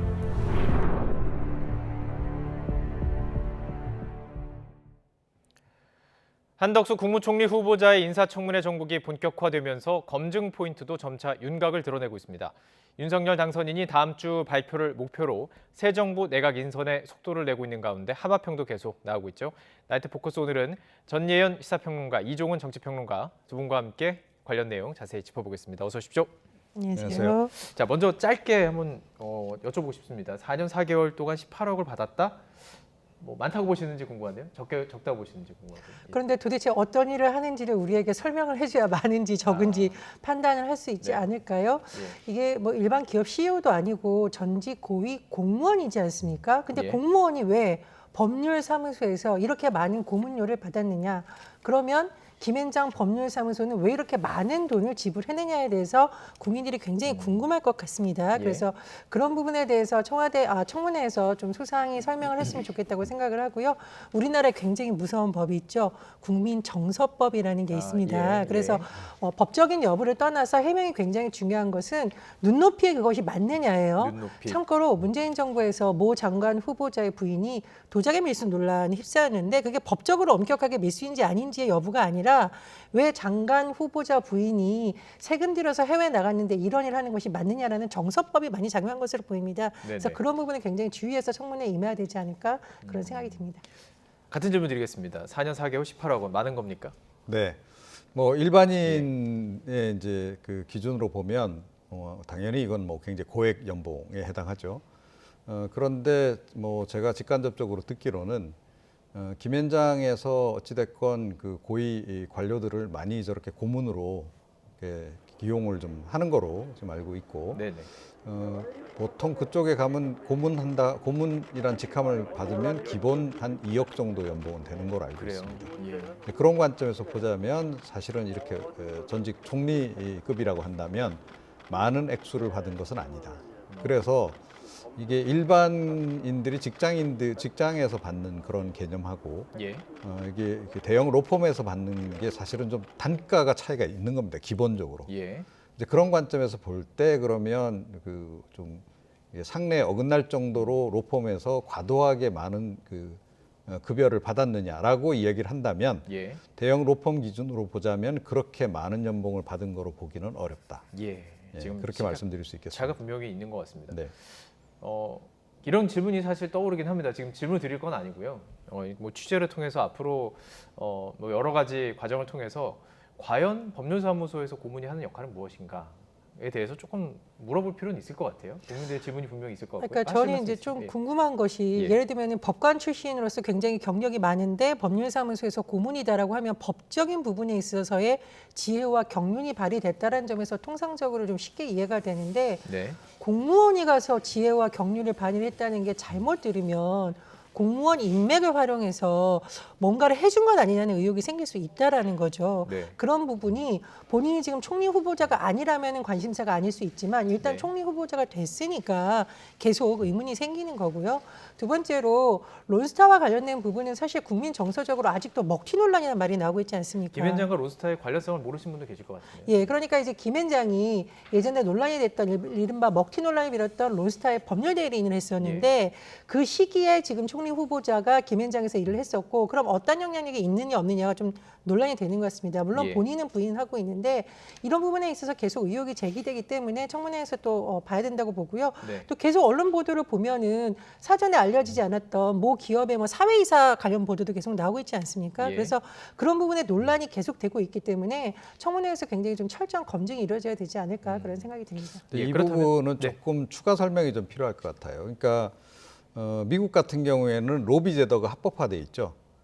그래서 이제 이 전직 정관계 인사들이 이제 나와서 이제 로비스트가 되고 그래서 이제 관료들 만나기도 하고 정치인도 만나기도 하고 뭐 입법 관련한 내용이나 정책 관련한 내용 뭐 설명도 하고 설득도 하고 이제 그런 것이 이제 진행이 되기 마련인데 예. 우리나라 같은 경우에는 지금 그 로비스트 제도가 합법화가 안 돼 있어서 예. 로비를 할 수 있는 것은 변호사만 가능합니다. 예. 현실적으로. 네. 그래서 로펌에서 대형 로펌 같은 경우에는 실제로 그러니까 정관계 로비를 위해서 이런 고문들을 고용을 하는 거고요. 합법적입니다. 이게 지금 예. 일단은. 예. 예. 그렇기 때문에 이걸 가지고 과연 이제 뭐라고 얘기를 할 수 있겠는가? 네네. 문제 삼을 수 있는 그런 부분은 없다. 이게 사실은 이게 예. 국민들이 일반적으로 알고 있는 내용하고는 조금 다른 내용이기 예. 때문에 조금 설명을 제가 드립니다. 그렇습니다. 그런데 이제 궁금한 부분이 이제 인사청문회를 통해서 밝혀질지가 궁금한데 어쨌든 지금 인수위 측에서는 일부 국민 눈높이 안 맞는 건 이미 알고 있다. 하지만 이 난국을 타개하고 국민의 삶에 보탬을 될 적임자라고 판단을 하기 때문에 이제 한덕수 총리 후보자를 지명했다라고 주장을 하고 있는 상황입니다. 그렇다면 지금 이야기 나눈 그 부분들 과연 어떤 일을 했는지 그리고 말씀하신 대로 합법적으로 하는 그 일의 내용이 무엇인지 상당히 중요할 것 같아요. 꼭 법적인 테두리 안에 있다고 해서 국민의 정서와 또 같으라는 부분도 없기 때문에 그렇다면 인사청문회 과정에서 이것을 민주당 측에서 뭐 어떻게 검증을 할 수 있을까요? 어쨌든 한덕수 후보자 측에서는 준비를 하고 있다라고 얘기는 하고 있거든요. 근데 저는 이게 예. 뭐 적절한지는 모르겠습니다만 최근에 왜 국민의힘에서 김정숙 여사의 옷값과 브로치까지 하면서 국민 쪽 의혹이 있으니까 사비 내용까지 뭐 공개하면 되지 않냐 그런 의혹이 일어났잖아요. 예. 그렇다 보니 아마 이게 부메랑 같은 건데 민주당이나 정의당 입장에서도 만약 똑같은 잣대를 일이 된다면 왜 공개를 못하냐 합법적이라면 다 공개를 해라 이제 검증돼 올라왔으니 그렇게 샅샅이 할 가능성도 있고요. 제가 보니까 민주당에서 인사청문회 관련해서 의원들을 중심으로 지금 검증 작업에 들어갔다고 합니다. 그래서 당초에 인수위가 인지하지 못했던 어떤 활동이 포착될 가능성도 있겠죠. 뭐 그런 부분이 추가로 나올지는 좀 봐야 될 것 같고요. 예. 저는 좀 아쉬운 부분이 뭐냐면 사실 총리 후보자의 뭐 도덕성, 정책 능력도 중요한데 우리 국민들이 좀 태도를 보거든요. 네, 네. 그런데 그 기자가 질문했을 때 그건 뭐 기자의 생각이다라고 하는데 사실은 국민들도 궁금할 겁니다. 왜 이렇게 예, 고액을 받고 무슨 일을 했는지. 그래서 조금 더 국민들의 입장에서 그런 궁금증을 해소하기 위해서 청문회에서 최선을 다해서 답변을 하겠다. 소명자료 열심히 준비하고 하겠다라는 답변을 했으면 괜찮을 때 네. 그건 기자님만의 생각이고 왜 하나하나 묻냐라고 식으로 말하다 보니 또 일부 언론에서는 오만해 보인다는 지적이 나오는 것으로 보입니다. 자, 지금 말씀을 주셨으니까요. 저희가 준비한 녹취를 좀 들어보도록 하겠습니다. 전체를 다 들어보기엔 좀 시간이 부족해서 조금 편집을 했습니다. 그래도 좀 긴 호흡으로 준비를 해봤으니까요. 말씀하신 그 태도 논란이 어느 부분인지 한번 직접 보시죠. 그거는 예, 예. 우리 기자님의 생각이고 예. 이 문제는 우리는 확실해요. 네. 지금 모든 거를 팩트 체크를 해가지고 네. 우리가 국회 청문을 위해서 그 검증을 위해서 제출합니다. 네. 그럼 일단 제출이 되면 네. 그 팩트를 기초로 해가지고 우리 언론도 보시고 네. 국회의원도 보시고 다 봐가지고 네. 거기서 이제 질문을 하고 네. 답변을 하고 토론을 해가지고 네. 이제 모두가 판단을 하는 네. 거니까 네. 네. 이렇게 뭐 하나하나를 가지고 이게 뭐 옳으냐 그르냐 네. 그거는 의미가 없다고 생각해요. 그래서 오늘부터는 네. 저희가 그 자료를 잘 만들어서 제출하는 데 집중할 예정입니다. 아니 그러니까, 그런 거를 네. 왜 또 나한테 묻냐고. 네. 그걸 만들어서 네. 내면 네. 국회에서 논의를 하면서 네. 그 뭐 기자들이 판단하고 그렇게 알아주세요. 네. 네. 그리고 좀 너무 고생 좀 시키지 마세요. 아 이거 왜 이렇게 불편해가지고. 예, 어떻게 보셨습니까? 이게. 네. 좀 저런 부분은 약간 논란이 될 수 있는 그런 여지는 좀 있네요. 그러니까 뭐 물론 이제 기자들 당연히 이제 불편하겠죠. 그리고 세대 차이가 워낙 많이 나지 않습니까? 이 총리 후보자하고 뭐 요즘 기자들 또 더군다나 신참 기자들 같은 경우에는 또 바로 지금 기자된 지 얼마 안 되면 거의 뭐 손자 손녀뻘 이제 그러다 보니까 질문하신 기자는 40대 후반 중. 네, 그렇습니까? 뭐 하여튼 그러니까 뭐 아들 딸 뻘이거나 아니면 이제 손자 손녀뻘까지도 지금 이제 있을 겁니다. 그래서 아마 이제 조금 이제 그렇게 민감하게 자꾸 이렇게 시시콜콜하게 캐묻는 부분이 좀 불편하게 느껴질 수 있는데요. 예. 그런데 뭐 어찌됐건 그 윤 당선인도 지난번에 보니까 그 인수위 기획위원회 할 때 그 얘기를 했던데, 예, 지금 뭐 머슴 아닙니까? 총리께서도 머슴이라고 생각하셔야 됩니다. 그래서 이것도 기자들에게 잘 설명을 해주고 예. 하는 것도 이 대국민 서비스의 한 부분이다. 예. 이렇게 좀 생각을 하시면 될 것 같고요. 예. 그 다음에 민주당의 그 지금 송곳 검증 관련해서 저는 송곳 검증이 잘 안 될 거라고 보고 있습니다. 예. 송곳 검증 제발 해줬으면 좋겠는데 아마 못하지 않을까 싶어요. 특히 론스타 관련해서는. 그렇죠. 왜냐하면 이게 김대중 노무현 전 정부 때 있었던 벌어진 일이에요. 예. 그러니까 그 외환은행 그 특혜 인수 관련한 부분이. 예. 그래서 과연 이걸 제대로 캘 수 있겠는가. 그러니까 자꾸 캐다 보면 이제 예. 민주당 관련한 뭐 과거 인사를 할지라도 예. 자꾸 나올 텐데 이게 자칫 잘못하면 정치적으로는 발등 찍는 일이 될 수도 있습니다. 그래서 예. 저는 오히려 이거를 이번에 제대로 규명을 차라리 했으면 좋겠는데 네. 이번 기회에 규명이 이번에도 좀 역시 안 될 가능성이 그래서 크다. 이렇게 좀 생각을 합니다. 인사청문회를 저희가 보면서 반복됐던 과정이 있어요. 자료 제출 왜 안 하시냐. 처음에 이렇게 시작도 하기 전에 막 공방이 일어요. 그러다가 막 정회도 하기도 하고 자료 제출할 때까지 뭐 안 해준다 얘기도 하고 그런 과정이 있는데 지금 저희들이 전해드린 걸 보면은 자료를 준비해서 그거에 대해서 논의해보자라고 얘기를 해요. 그렇다면 지금 말씀하신 그런 뭐 론스타라든지 아니면 그런 부분에 대해서 진짜 자료를 좀 충실하게 준비해서 낼 가능성이 있다고 보시는지요? 네, 그런 부분은 되는데 본인의 활동이 사실 사람들이 제일 궁금해하는 부분이 고위 공무원이었던 부분을 가지고 공무원들과 뭐가 접착해서 뭔가 편의를 봐주거나 약간 불법성 활동이 있었느냐 여부에 대해서 많이 관심이 많은 것 같아요. 근데 우리가 대선 과정이나 최근의 과정에 보더라도 이게 만났던 사람들의 제보라든가 뜻하지 않은 데서 증언들이 나오는 거 있거든요. 예. 그래서 제가 보기에는 뭐 법적인 부분도 있지만 만약에 그런 증언이 나온다면 굉장히 조금 논란에 휩싸일 수 있는데 그 부분은 뭐 향후에 어느 정도 나올지 좀 지켜봐야 될 것 같고요. 네. 두 번째로 제가 자꾸 태도를 말하는 이유는 사실 그 기자가 뭐 아들뻘이다 딸뻘이다 떠나서 국민들을 대신해서 궁금한 걸 묻는 거잖아요. 예. 청문위원들도 마찬가지입니다. 근데 제가 이 태도 논란에 있어서 가장 좀 낙제점이라고 생각했던 후보가 이명박 정부 때 모 총리 후보였는데 인수위원들이 이제 부인의 관용차 사용 문제다 이런 걸 잘 질문했더니 그 다음 나와서 인수위원들한테 부인이 밤새 펑펑 울어서 눈이 부었는데 부인한테 사과하라 이래서 완전히 그때 돌아선 바가 있거든요. 예, 그래서 예. 제가 보기에는 지금 한덕수 총리 후보자도 고위 관료를 많이 하다 보니까 약간 좀 권위적인 측면이 있지 않나 이런 생각이 듭니다. 예. 그러나 청문회 과정과 기자들의 질문 과정은 국민을 대신해서 본인이 검증을 받는 거기 때문에 예. 그런 부분을 굉장히 주의해서 또 뭐 의혹이 되게 된다면 거기에 대해서 국민들이 납득할 만하게 소상히 또 해명을 할 의무가 있다고 봅니다. 예.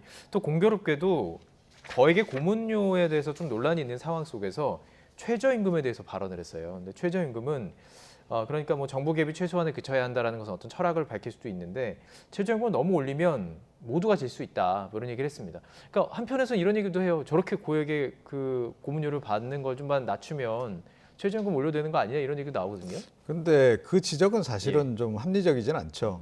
그런 식으로 따지면 최저임금 이상 급여받는 공무원들은 이 최저임금에 대해서 아무도 언급을 해서는 안 되나요? 그건 아니다. 그리고 뭐 최저임금 관련해서는 대통령도 자주 언급을 하는 사안인데 이게 굉장히 국가적으로 중요한 사안 아니겠습니까?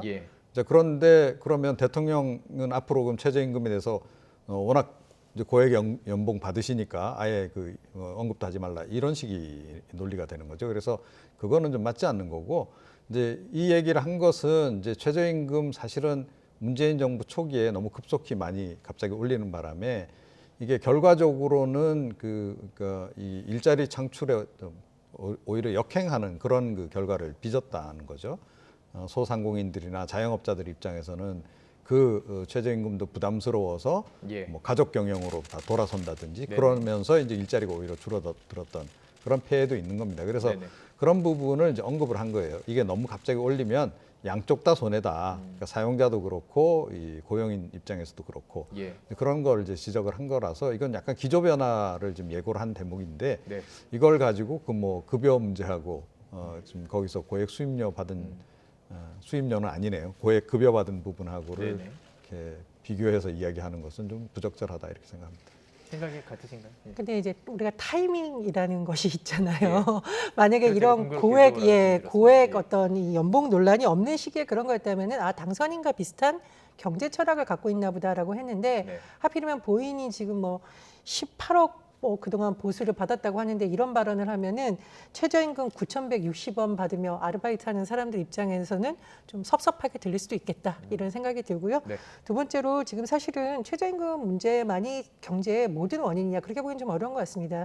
자영업자들이 가장 고민하는 부분이 임대료, 이른바 월세잖아요. 그러니까 이건 부동산 문제와도 연결되어 있는 부분이고 또 하나 지금 우리나라가 양극화로 굉장히 고생을 하고 있기 때문에 이 최저임금마저 만약에 오르지 않으면 그러면 정말 비정규직이라던가 어려운 사람들 살기가 더 어렵다는 반론도 있어요. 그래서 제가 보기에는 너무 올린다라는 이 너무의 기준이 뭐냐가 이 타이밍과 맞물려서 좀 논란이 나온 것이 아닌가 싶습니다. 예, 알겠습니다. 이제 앞으로 또 경제 전문가, 경제학자기도 하기 때문에 어떤 식으로 경제 정책을 차기 정부에서 이어나갈지도 관심을 가지고 좀 지켜보도록 하겠습니다. 자, 그런 의미에서 또 관심 가는 이제 인선 또 얘기를 해보도록 하겠습니다.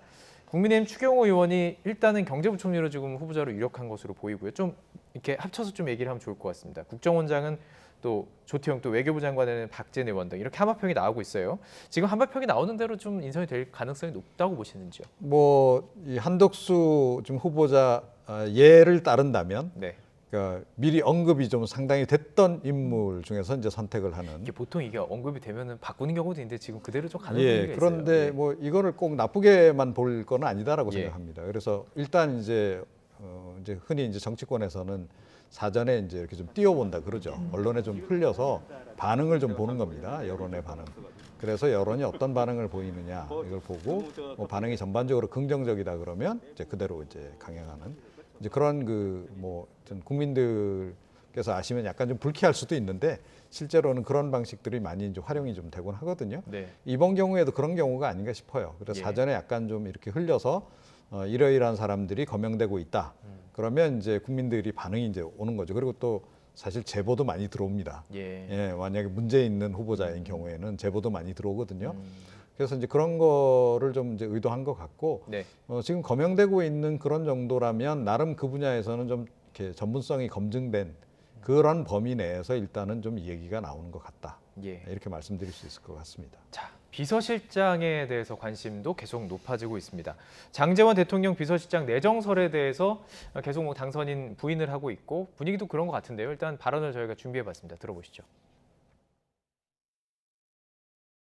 장제원 의원님 비서실장으로 현역 의원인데 그건 전혀 근거 없는 얘기고. 장성민 의원 비서실장 선수도 그래 이제 됐죠? 전문 감각과 경륜 있는 분으로 조금 생각하고 계시다고. 국민 잘 모실 수 있는 아주 유능한 분을 잘 모시고 일을 하겠습니다. 자, 누굴까라는 게 사실 궁금한데 일단 장제원 의원은 현역 의원이기 때문에 뭐 근거가 없다라고 얘기를 하고 있습니다. 누굴까요? 근데 제가 보기엔 이제 장제원 의원이 워낙 당선인하고 친분도 깊고 지금 네. 중요한 역할을 하고 있지만 비서실장 맡을 가능성은 적다고 봅니다. 이렇게 의원인데 하느냐고 딱 못을 박은 거는 안 하겠다는 생각을 간접적으로 밝힌 거라고 보고요. 예. 특히 지금 국민의힘이 여소야대 국면을 이제 맡게 되는데 예. 한석이라도 아쉬운 마당에 또 이제 비서실장으로 발탁했을 경우에 의석수 문제도 생기고 네. 권영세 의원도 보니까 수도권에서 보궐선거 만들면 안 되라는 발언한 거 보니까 네네. 그런 부분에 대해서는 공감대가 있지 않을까 일단 생각이 현역 듭니다. 의원들은 아닐 가능성이 높다. 네, 높다고 보고요. 또 하나 이제 뭐 장제원 의원의 어떤 뭐 개인의 문제 이런 걸 떠나서 이른바 윤핵관 논란이 또 점화가 되면 네. 당선인으로서는 당 내에서도 또 불만이 제기될 수 있는 이른바 개국공신 농고행상 논란이 나오고 있거든요. 그런 부분도 염두에 뒀기 때문에 당선인도 좀 신중하고 특히나 이제 본인이 거론되고 있는 장제원 의원도 굉장히 말을 아껴서 하는 것으로 보입니다. 예. 그래서 지금 얘기 나오는 게 장성민 그 당선인 정무특보 또 원희룡 전 지사까지 얘기 나오고 있어요. 근데 지금 일단은 좀 정치 경험이 없기 때문에 임 당선인이 조금 이렇게 노련한 사람이 필요하지 않느냐라고 본다면 어느 쪽으로 좀 비우십니까? 글쎄요. 예. 그러니까 뭐 현직이 아닌 정치인이 일단 1차 그 범주에 좀 속하지 않을까 이런 생각이 네. 좀 들긴 네. 해요. 그래서 그러니까 저 장제원 의원 같은 경우에는 장점이 많은 그런 이제 국회의원이긴 한데 그럼에도 불구하고 굳이 이제 구분을 하자면 제가 보기에는 공격수다. 그래서 사실은 비서실장은 이 수비수입니다. 네. 예, 어떻게 보면 이제 거의 골키퍼 역할을 해야 되는. 예.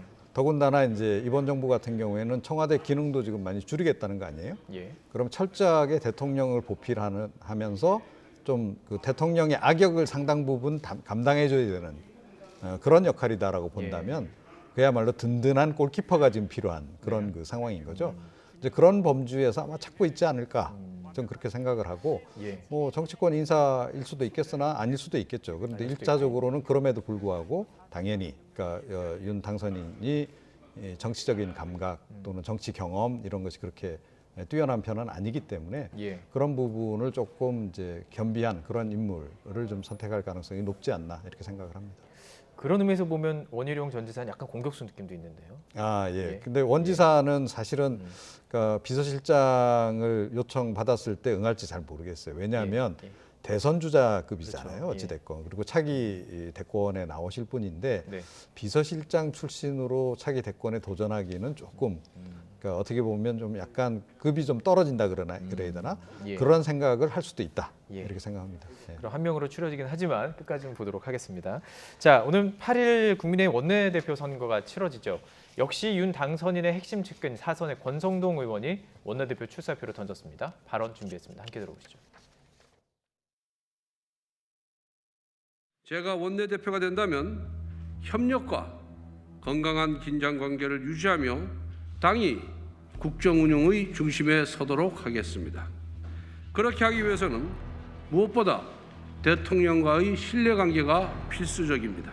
저는 할 말을 하는 강단으로 대통령과 당이 국민의 눈높이에서 벗어나는 일이 없도록 하고 이와 동시에 인간적인 신뢰를 바탕으로 당정 간에 불필요한 오해와 마찰이 없도록 하겠습니다. 아무리 민주당이 180여석에 이른다 하더라도 사사건건 국민과 부딪힐 수는 없을 것입니다. 특히 코로나, 부동산 등 국민의 피부에 와닿는 민생 문제에 있어서는 협상력을 발휘해 철저히 야당과 협치하겠습니다.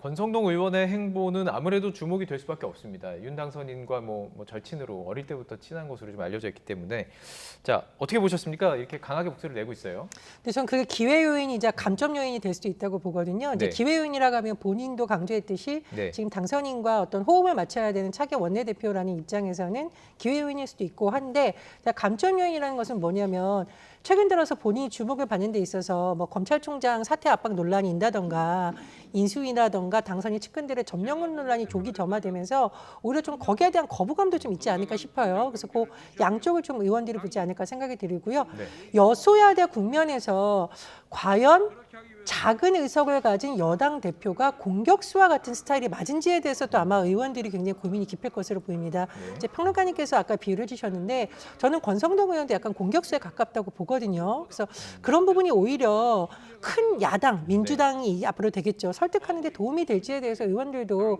한 번쯤 생각해보지 않을까 그런 생각이 듭니다. 조혜진 의원도 지금 출사표를 던졌는데 그런 면에서 보면 조혜진 의원은 조금 수비수 느낌이 있어요. 조금 이렇게 좀 이렇게 부드럽게 대화도 하려는 느낌도 있고요. 그렇죠. 예. 좀 더 이제 이미지적으로는 분명히 그렇습니다. 예. 뭐 이제 무조건 이제 그렇게 친절한 것만이 이제 과연 협상력을 끌어올리는 거냐. 이제 그렇게 물었을 때는 꼭 그렇게만 볼 수는 없죠. 협상의 전략에서는. 그러니까 민주당이 굉장히 공격적으로 나올 때는 어찌됐건 초기에는 좀 공격적으로 좀 맞받아치다가 그래서 이제 뒤에서 물밑에서 협상을 진행하는 그런 부분이 또 좀 필요하기도 하죠. 그래서 좀 다 장단점이 있는 그런 후보들이 지금 나와 있다. 이렇게 얘기를 드릴 수 있을 것 같고. 그런데 지금 이제 문제는 윤 당선인이 일단 당내 이제 조직 기반이 기본적으로 이제 없는 그런 상태인데다가 지금 여소야대라는 거죠. 그런 상황적인 부분이 있어서 윤핵관 중에 한 명을 어찌됐건 당에서 중책을 좀 맡기지 않으면 안 되는 상황일 수 있다라고 저는 봐요. 그래서 이거는 뭐 옳고 그름의 문제를 떠나서 제가 보기에는 상황 논리상 좀 불가피하게 윤핵관 중에서 누군가 할 수밖에 없는데 누군가 한다면 결국 권성동 의원이 할 수밖에 없는 그런 이제 좀 불가피한 지점이 분명히 있을 것이다. 이게 이제 윤 당선인의 입장일 것이고 그리고 이제 그러면 당의 소속 의원들은 여기에 대해서 어떻게 반응을 보일 것이냐 이제 하는 부분인데 과연 이제 윤 당선인하고 뭐 필요하다면 때로는 당청 간의 갈등까지 감수하면서 갈 건지 아니면 어찌됐건 임기 초반에는 윤 당선인 중심으로 윤 당선인에게 힘을 실어주는 방향으로 갈 건지 이 부분에서 이제 선택을 해야 되는 상황이 아닌가 좀 그렇게 생각을 하는데 전반적인 기류는 일단 윤 당선인을 도와주자는 쪽이 좀 지배적이 될 가능성이 크다고 봐요. 왜냐하면 지금 민주당이 워낙 이제 거대 지금 야당이 될 가능성이 높은 데다가 또 게다가 지금 상당히 좀 공세 수위를 높이고 있단 말이에요. 자, 이런 상황이 결과적으로는 그러니까 국민의힘 내에서는 어찌됐건 단일 대우로 가자. 윤 당선인을 좀 우리가 힘을 실어주자. 이 방향으로 가게끔 만드는 또 다른 요인으로 작용하고 있다. 이렇게 생각합니다. 흔히들 이제 기자들이 좋아하는 게 사실 개파 이렇게 나눠서 기사 쓰는 거 참 좋아하는데 지금 만약에 권성동 의원이 되느냐 이게 원내대표 선거는 의원들이 뽑는 거기 때문에 그럼 그 안에서 어느 정도 이렇게 개파가 보이는 거 아닌가 싶어요. 그러니까 윤핵관이냐 비핵관이냐 이런 경쟁구도 새로운 개파가 또 만들어지는 거 아닐까요? 본인들 의원들 대부분은 본인이 당선인의 최측근이고 싶겠죠. 아무래도 이제 정부 출범 초기 시기니까요. 그런데 아무래도 이제 개파 논란이라든가 개파 구분이 나올 수밖에 없고요. 저는 제일 궁금한 것이 이준석 대표와 차기 원내대표의 관계도 매우 중요하다고 봅니다. 그런데 이제 권성동 의원이 원내대표를 했을 경우 얼마나 좀 조화롭게 갈지도 할 부분이라고 보고요. 어쨌든 이준석 대표가 또 지금 원외인 상황입니다. 이런 복잡 미묘한 상황 속에서 차기 원내대표가 이것을 어떻게 잘 조율하나 여부도 또 다른 관심사가 될 것으로 보입니다. 알겠습니다. 원내대표 선거도 그런 의미에서 관심 가지고 보도록 하겠습니다. 자, 이런 가운데 당선인의 입이었던 김은혜 의원이 대변인직을 사임했죠. 경기지사 선거 출마를 결심하고 내일 기자회견을 열 것으로 보이는데요. 유승민 전 의원의 발언도 있었습니다. 함께 듣고 오시죠. 오늘 이 브리핑은 당선인 대변인으로서는 마지막 브리핑입니다. 지방선거 이 출마 여부를 놓고요. 차기 정부의 국정과제를 수립하는 그 엄중한 과정에서 제 신상에 대한 언급이 제기되는 것은 바람직하지 않다고 생각합니다. 출마의 최종 결심은 서진 않았지만 가급적 이른 시간 내에 제가 결심을 밝혀드리도록 하겠습니다. 전혀 부담스럽지 않고 윤심이 담겨 있는지 아닌지는 뭐 저는 확인할 방법은 없고요. 윤심이든 아니든 저는 우리 국민의힘 이번에 경기도지사 이 중요한 선거는 그 경선 과정이 정말 치열하고 뜨거웠으면 좋겠습니다. 그런 차원에서 뭐 한 분이라도 더 좀 출마하는 게 좋다고 봅니다. 이렇게 얘기한 걸 보면은 어느 정도 심정 붙인 것 같아요. 경기지사 선거 경선에 참여하는 거를. 그렇죠. 이제 그 정도가 아니면 사실은 지금 대변인직을 절대 그만두면 안 되죠. 그러니까 어찌됐건 뭐 인수위 끝날 때까지만이라도 이 어찌됐건 그 당선인 대변인은 그 자리를 지키는 게 사실은 정석 아니겠습니까? 그게 맞는데 그럼에도 불구하고 지금 이렇게 그 직을 사퇴한다는 것은 그러니까 경기지사에 출마할 정도의 중대 사안이 아니라면 이렇게까지 이제 그 제가 보기엔 약간 무리수인데 무리수를 둘 이유는 없지 않나 이렇게 생각을 하고요. 예. 제 개인적으로는 사실은 이런 선택보다는 어찌됐건 뭐 인수위 끝날 때까지는 끝까지 좀 옆에서 좀 대변인 역할을 하고 예. 그 다음에 다른 정치적 행보를 했더라면 더 낫지 않았을까 뭐 그런 생각인데 그거는 뭐 어떤 개인의 선택이기 때문에 뭐라고 얘기할 수는 없는 그런 예. 문제죠. 예. 그렇게 생각하고 뭐 조금 전에 이제 유승민 그 전 의원이 뭐 누구든지 와서 함께 뭐 경쟁하면 치열한 경쟁했으면 좋겠다라고 얘기를 했는데 네. 사실은 이 경선 단계에서 굉장히 좀 치열하게 오히려 붙는 것이 흥행 차원에서는 굉장히 도움이 되죠. 그리고 예. 또 한 가지 더 말씀드린다면 사실은 이번 경기지사 선거가 국민의힘으로서는 굉장히 중요한 것이 네. 이재명의 그림자를 지우지 않으면 아마 윤 당선인이 대통령이 되더라도 그 5년 내내 그 이재명의 그 그림자 때문에 예. 국정 수행하는데 상당히 애로를 초래할 가능성이 높습니다. 그래서 사실은 여기에 누군가 그야말로 확실히 될 만한 사람을 내보내는 네. 그런 카드를 써야 할 것이다 이렇게 예. 생각합니다. 유승민 전 의원의 입장에서는 뭐 물론 이제 경선이 치열해지는 것은 좋다고 이야기했지만 김은혜 의원이 조금 부담스러울 수 있을 것 같아요. 일단 뭐 연고지가 없는 상태인데 김은혜 의원 같은 경우는 지금 분당 지역구잖아요. 근데 유승민 전 의원이 본인을 히딩크와 비교했지 않습니까? 예. 히딩크 감독도 우리나라에 계속 있었던 것은 아니지만 굉장히 좋은 성적을 냈던 감독인 것처럼 본인도 하겠다라고 하고 또 최근 여론의 흐름을 보면 어쨌든 뭐 그렇게 나쁘지 않은 수치가 나오고 있어요. 그래서 그런 점도 인식한 것으로 보고 다만 말씀해 주시듯이 인수위에서 지금 대변인 하는 인물이 그만두고 나오는데 과연 윤석열 당선인과 교감이 없이 나올 수 있었겠느냐. 그러니까 이른바 또 윤심은 특정 후보에게 있다라는 그런 부분이 이미지가 형성이 되다 보니까 그런 부분을 의식할 것으로 보입니다. 예. 자, 민주당 얘기도 짧게 해보고요. 조금 전에 얘기하셨던 여론조사도 살펴볼 텐데요.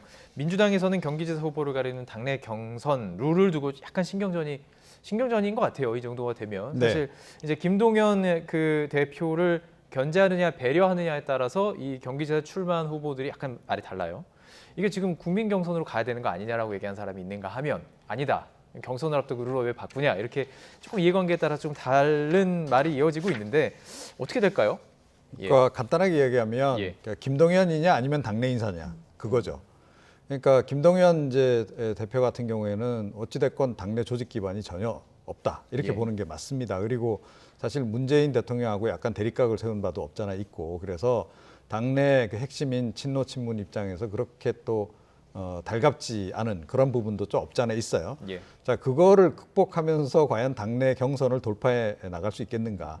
이제 그게 이제 좀 걱정이 되는 거죠. 그래서 사실은 이제 이 김동연 대표와 김동연 대표를 좋아하는 예. 당내 인사들 중심으로 해서 경선 룰을 완전 이제 국민 참여 경선으로 하자. 예. 그러니까 지금 이제 민주당 당원 당규를 보게 되면 이제 몇 가지 방식을 경선 때 사용할 수 있도록 이렇게 돼 있는데 네. 100% 여론조사 뭐 이런 식으로 갈 수도 있고 당원 50% 일반 국민 50% 이렇게도 하게 돼 있는데 네. 지금 일단은 50대 50으로 지금 돼 있긴 해요.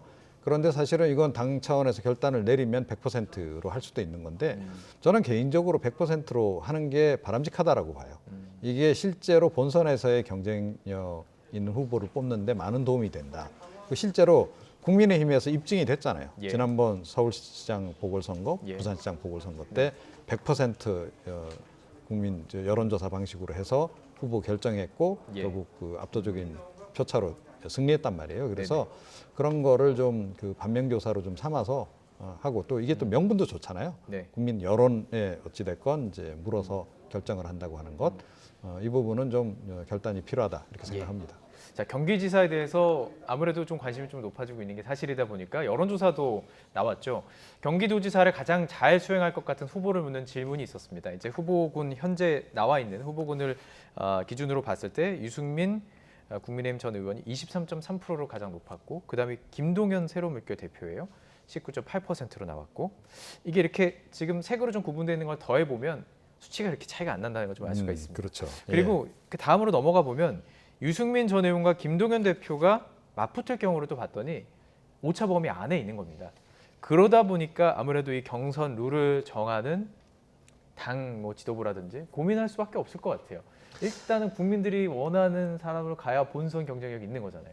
예, 근데 이제 예. 고민이 굉장히 많은 이유는 사실 안민석 의원이나 조정식 의원이 당내 다선 의원이다 보니까 당내 조직들이 과연 100% 여론조사 경선을 수용을 해서 선거 때 정말 다 같이 힘을 모을 수 있는 이 시너지 효과가 날지에 대해서 고민이 깊은 것으로 보이고요. 네. 두 번째로 제가 보기에는 지금 민주당의 후보들이 굉장히 많이 나눠져 있어요. 아직 확정이 안 됐지 않습니까? 네. 그래서 김동연 대표나 염태영 전 수원시장, 안민석 의원, 네. 지금 최재성 의원도 전 의원도 여론조사에 들어가 있고 조정식 의원도 들어가 있어요. 예. 그래서 저는 지금 여론조사는 조금 예측하기 어렵다고 보는 것이 경선이 확정되지 않은 상황에서 경기지사 후보로 거론됐던 인물들이 지금 민주당에서는 다 나와 있다 보니 네. 상당히 또 표가 분산되어 있는 형태도 있습니다. 예. 그렇기 때문에 경선이 끝난 이후에 여론조사가 조금 더 정확한 민심을 반영하지 않을까 싶습니다. 더 고민이 될 만한 이유는 바로 여기 있는 것 같습니다. 또 양자 가상 대결이 있었는데 김은혜 후보, 김동연 후보를 가상으로 붙였을 때는 김동연 대표가 뭐 오차 범위를 넘어서서 이기는 것으로 나왔기 때문에 그러기 때문에 이것도 더 고민이 깊어질 것 같아요. 예. 그러니까 예. 유승민 대 김동연이 되면 제가 보기에는 굉장히 뭐 흥미로운 그런 본선전이 될 가능성이 크다라고 네. 봐요. 그러니까 유승민 후보 같은 경우에는 사실은 진보에도 먹히는 후보거든요. 반면에 이제 김동연 후보 같은 경우에는 보수에도 먹히는 후보예요. 자, 그래서 사실은 이제 이 양자 간의 대결로 갔을 경우에는 제가 보기에는 뭐 거의 막상막하가 될 가능성도 없잖아 있다. 네. 그야말로 이거는 그 개인의 어떤 역량이라든가 이런 것들을 통해서 예. 제가 보기에는 오히려 TV 토론이 진행이 되면 지난 대선 TV 토론 때보다 훨씬 더 아마 치열하고 치밀하고 흥미로운 그런 TV 토론이 전개될 가능성이 정책 토론. 높지 예. 않나 저는 예. 그렇게 생각합니다. 네. 예, 알겠습니다. 이제 경선 과정이 이제 남아있기 때문에 경선 과정도 어떻게 진행이 될지 살펴보도록 하겠습니다. 지방선거 관련해서 서울시장 얘기를 또 해봐야 될 텐데요. 서울시장에서는 민주당에서 송영길 전 대표가 서울시장 출마를 선언했죠. 그런데 좀 민주당이 좀 잡음이 계속 들리고 있습니다. 연일 민주당 의원들이 인터뷰를 하고 있어요. 특히 김민석 의원 상당히 뭐 강하게 지금 비판을 하고 있는데요.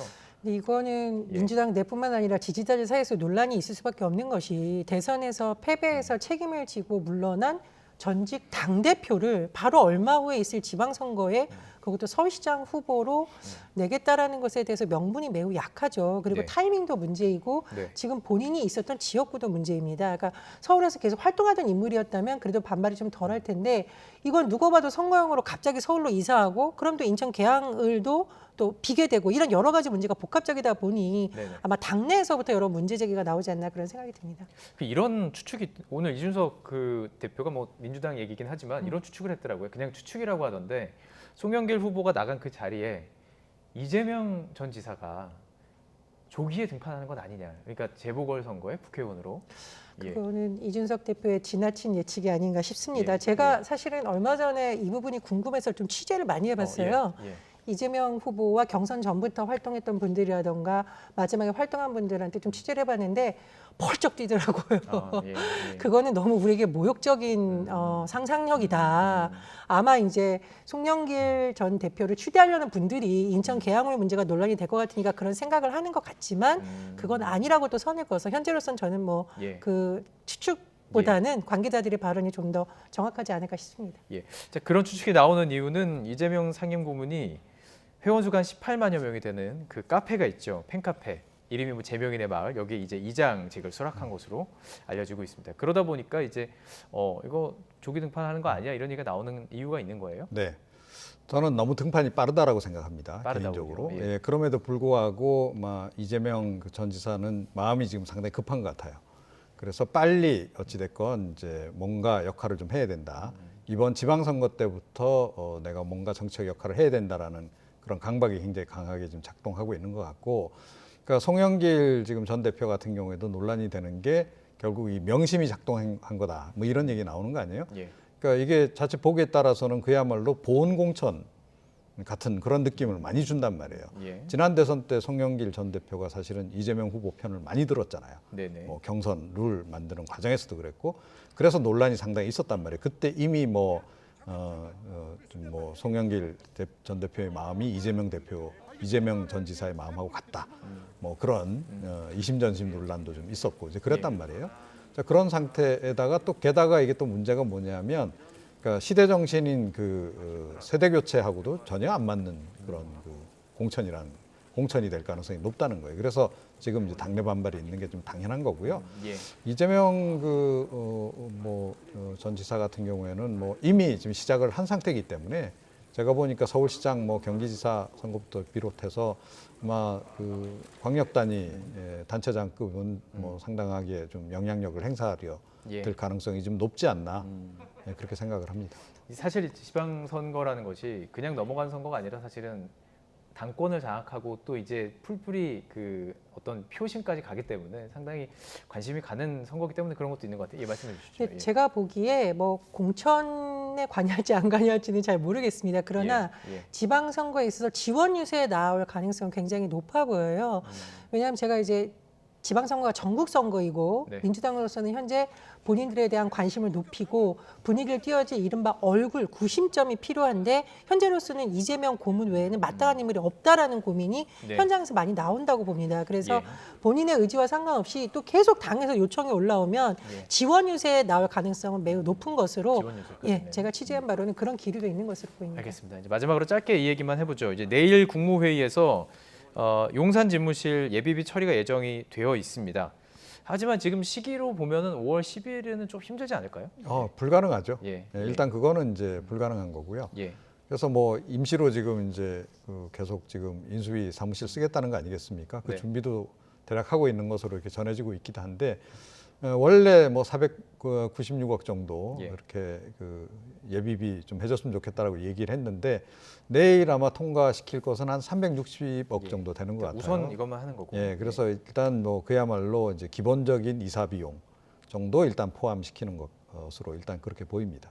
그럼 이제 이사를 하고 나면 이제 리모델링이 되는 것이고 리모델링하면 그렇죠. 이제 추가로 들어가는 비용은 그러니까 뭐 이제 그 비용 관련해서도 추가로 필요하면 임시국무회의 열어서 처리는 해주겠다라고 지금 이야기는 하고 있습니다. 그래서 이 부분은 아마 지금 내부 조율 중인 것으로 이렇게 좀 전해지고 있습니다. 알겠습니다. 이 소식도 내일 국무회의에서 이 비유가 처리되면 또 YTN을 통해서 보도해드리도록 하겠습니다. 오늘 여기까지 듣도록 하겠습니다. 오늘 전예현 시사평론가 또 이종훈 정치평론가와 함께 이야기 나눠봤습니다. 고맙습니다.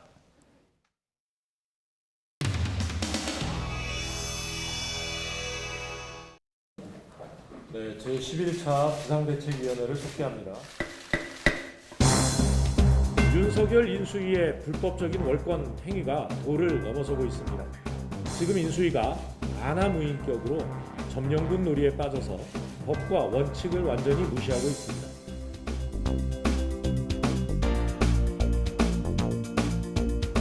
권한에도 없는 인사 문제에 개입하고 수사기관 독립성 침해하고 갖은 불법과 탈법 행위를 한다면 직권남용죄에 따른 사법처리 대상이 될 수 있음을 명심해야 할 것입니다.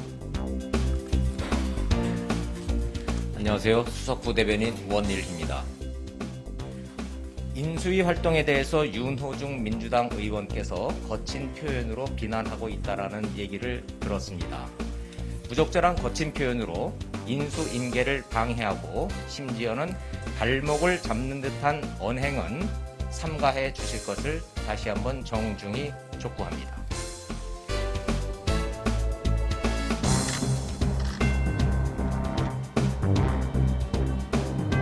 그리고 오늘 참배 시간이기 때문에 가능하면 질문이 없었으면 좋겠는데 혹여 그럼에도 불구하고 꼭 이 질문 하셔야겠다 싶으면 그러면서 발목 잡는 듯한 언행을 삼가달라라고 이제 입장을 냈는데 대반박을 하시고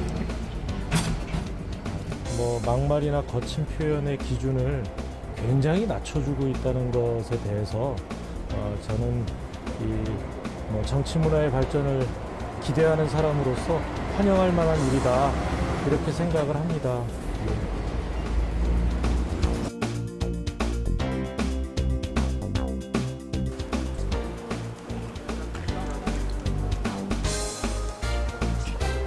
첫 번째 폐지하자 세 번 외쳐주십시오. 양감 독점 폐지하자 폐지하자 폐지하자입니다. 양강 독점 폐지하자.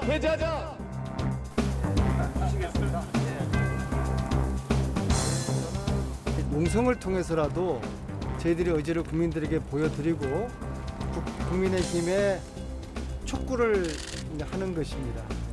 성성지화가이요원이라는 말이 있습니다. 하늘의 불씨가 광야를 불살릅니다.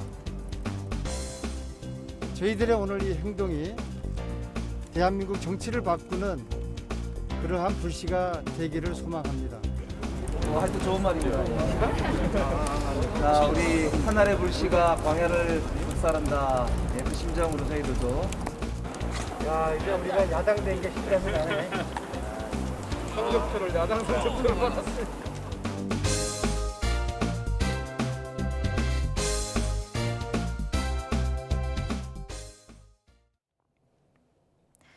지난해 4월 일반 도로의 제한 속도를 시속 50km로 낮추는 안전속도 5030 정책이 전면 시행됐는데요.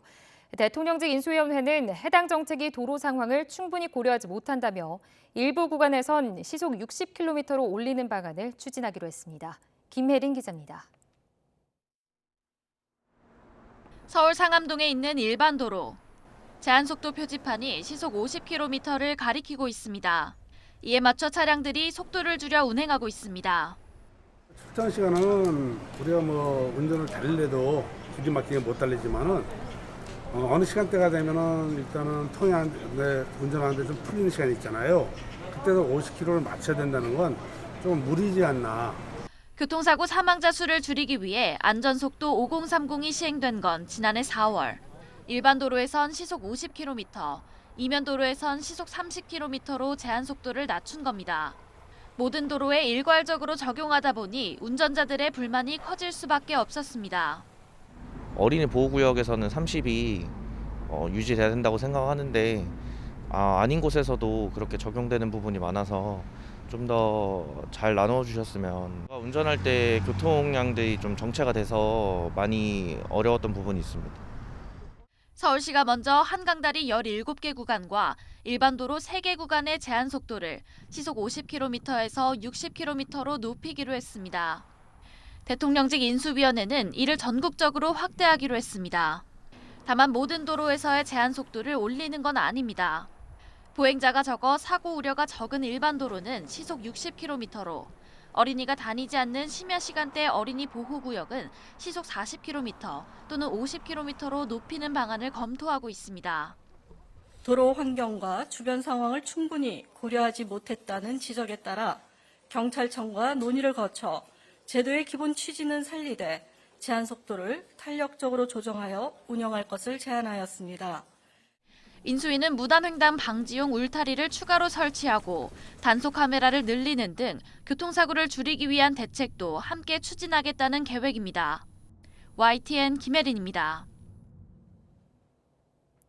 한국수력원자력이 내년 4월 수명이 끝나는 고리 2호기를 계속 가동하기 위해 안전성 평가 보고서를 원자력 안전위원회에 제출했습니다. 윤석열 정부의 핵심 공약 중 하나였던 원전 확대 정책이 취임 전부터 속도를 내는 모습입니다. 보도에 양회영 기자입니다. 내년 4월 수명이 끝나는 고리 2호기의 계속 운전을 위한 절차가 시작됐습니다.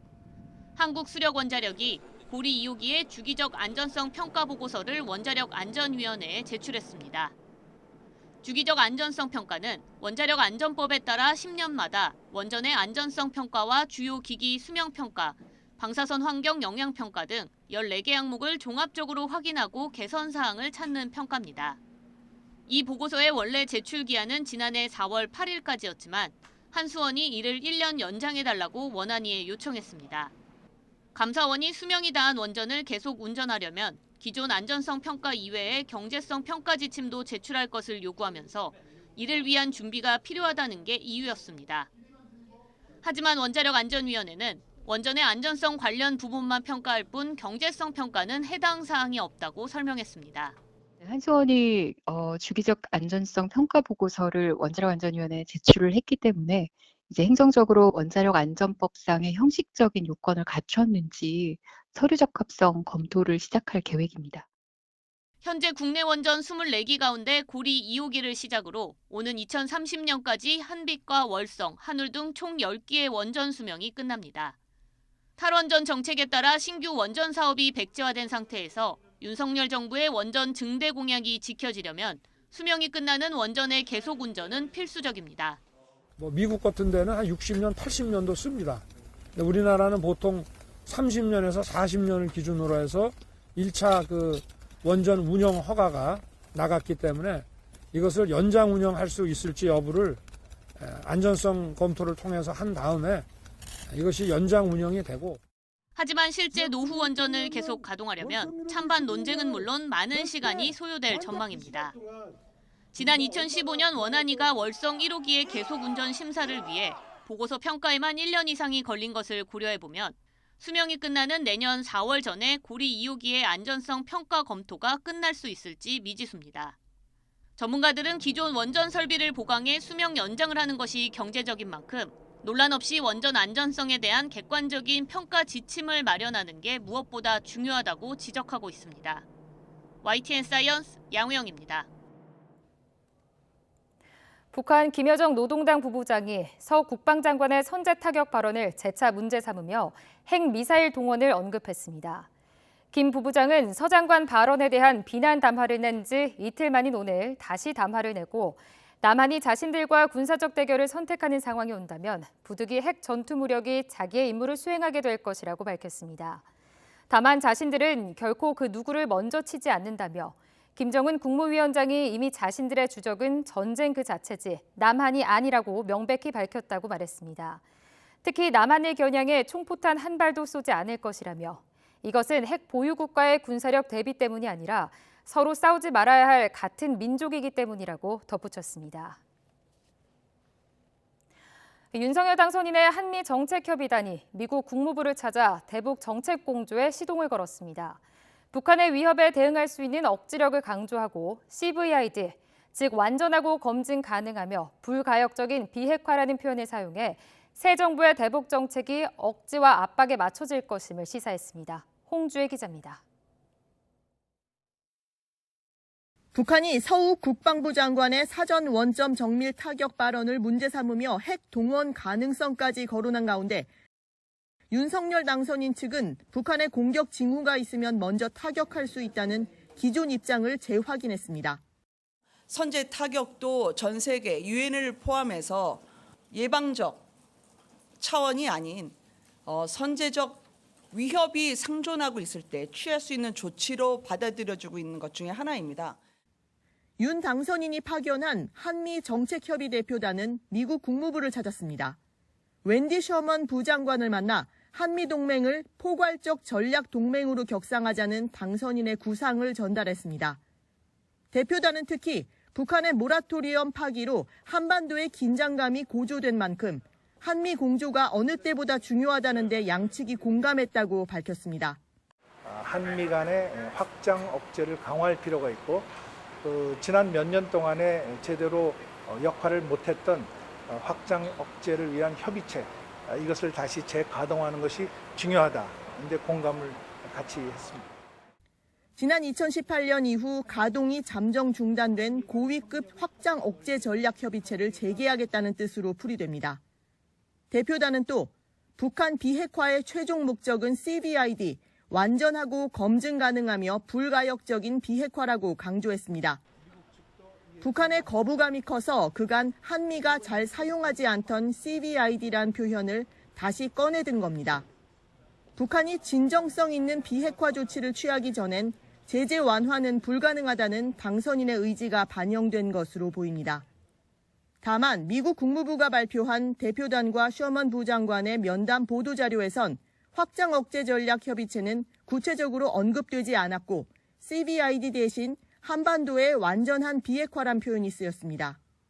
이런 가운데 성김 미 국무부 대북 특별대표가 곧 서울을 방문해 현 정부뿐만 아니라 인수위와도 만나길 바란다고 밝혀 후속 협의가 이루어질지 시선이 쏠립니다.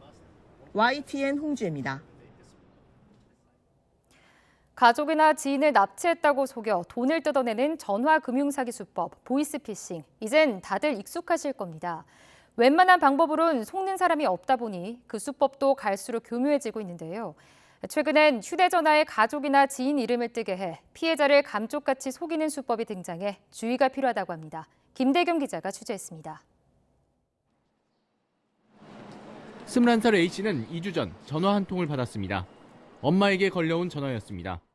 A씨 휴대전화엔 엄마라고 저장해놓은 이름이 표시돼 별다른 의심도 하지 않았습니다. 하지만 전화를 받자마자 살려달라는 중년 여성의 흐느끼는 목소리가 들렸고 엄마를 납치해 고문하고 있으니 돈 3천만 원을 내놓으란 협박이 이어졌습니다. 엄마라고 딱 떠서 받았는데 약간 흐느끼는 소리? 흐느끼는 소리로 큰일 났다. 엄마 큰일 났다 이런 식으로 연기를 하더라고요. 뒤이어 협박범이 보낸 사진엔 피를 흘리고 있는 손 사진과 함께 평소 어머니가 착용하던 목도리가 찍혀 있었습니다. 다급해진 마음에 살려달라고 애원하자 이번엔 알몸 사진을 요구했습니다. 너가 네 몸으로 떼어라 이런 식으로 전개를 계속했던 것 같아요. 그래서 제가 몸으로 어떻게 떼어요? 이런 식으로 물어봤더니 카톡으로 영상통화를 보려고. 꼼짝없이 당할 뻔한 통화가 이어지던 긴박한 순간 어머니가 우연히 A씨에게 보낸 문자 덕분에 사기임을 알아차리고 피해를 막을 수 있었습니다. 사기 수법은 간단했습니다. 뒷자리만 같은 국제전화 번호로 전화를 걸면 받는 사람 휴대전화엔 저장해놓은 연락처 이름이 뜨게 됩니다. 몰래 알게 된 가족이나 지인 전화번호를 이용해 유사한 국제전화 번호를 만들어 전화를 거는 수법으로 피해자들을 속이는 겁니다. 특히 젊은 층이 많이 사용하는 아이폰 기종의 경우에는 연락처 밑에 번호가 표시되지 않아 피해에 더 취약할 수밖에 없습니다. 국제 전화나 이렇게 다른 곳에서 걸려오는 전화라는 점을 경고를 해주면 음성 송출같이 피해 예방에 훨씬 큰 도움이 되기 때문에 통신사하고 관계기관에 아이디어를 제공을 하고 검토를 요청해 놓은 상황입니다.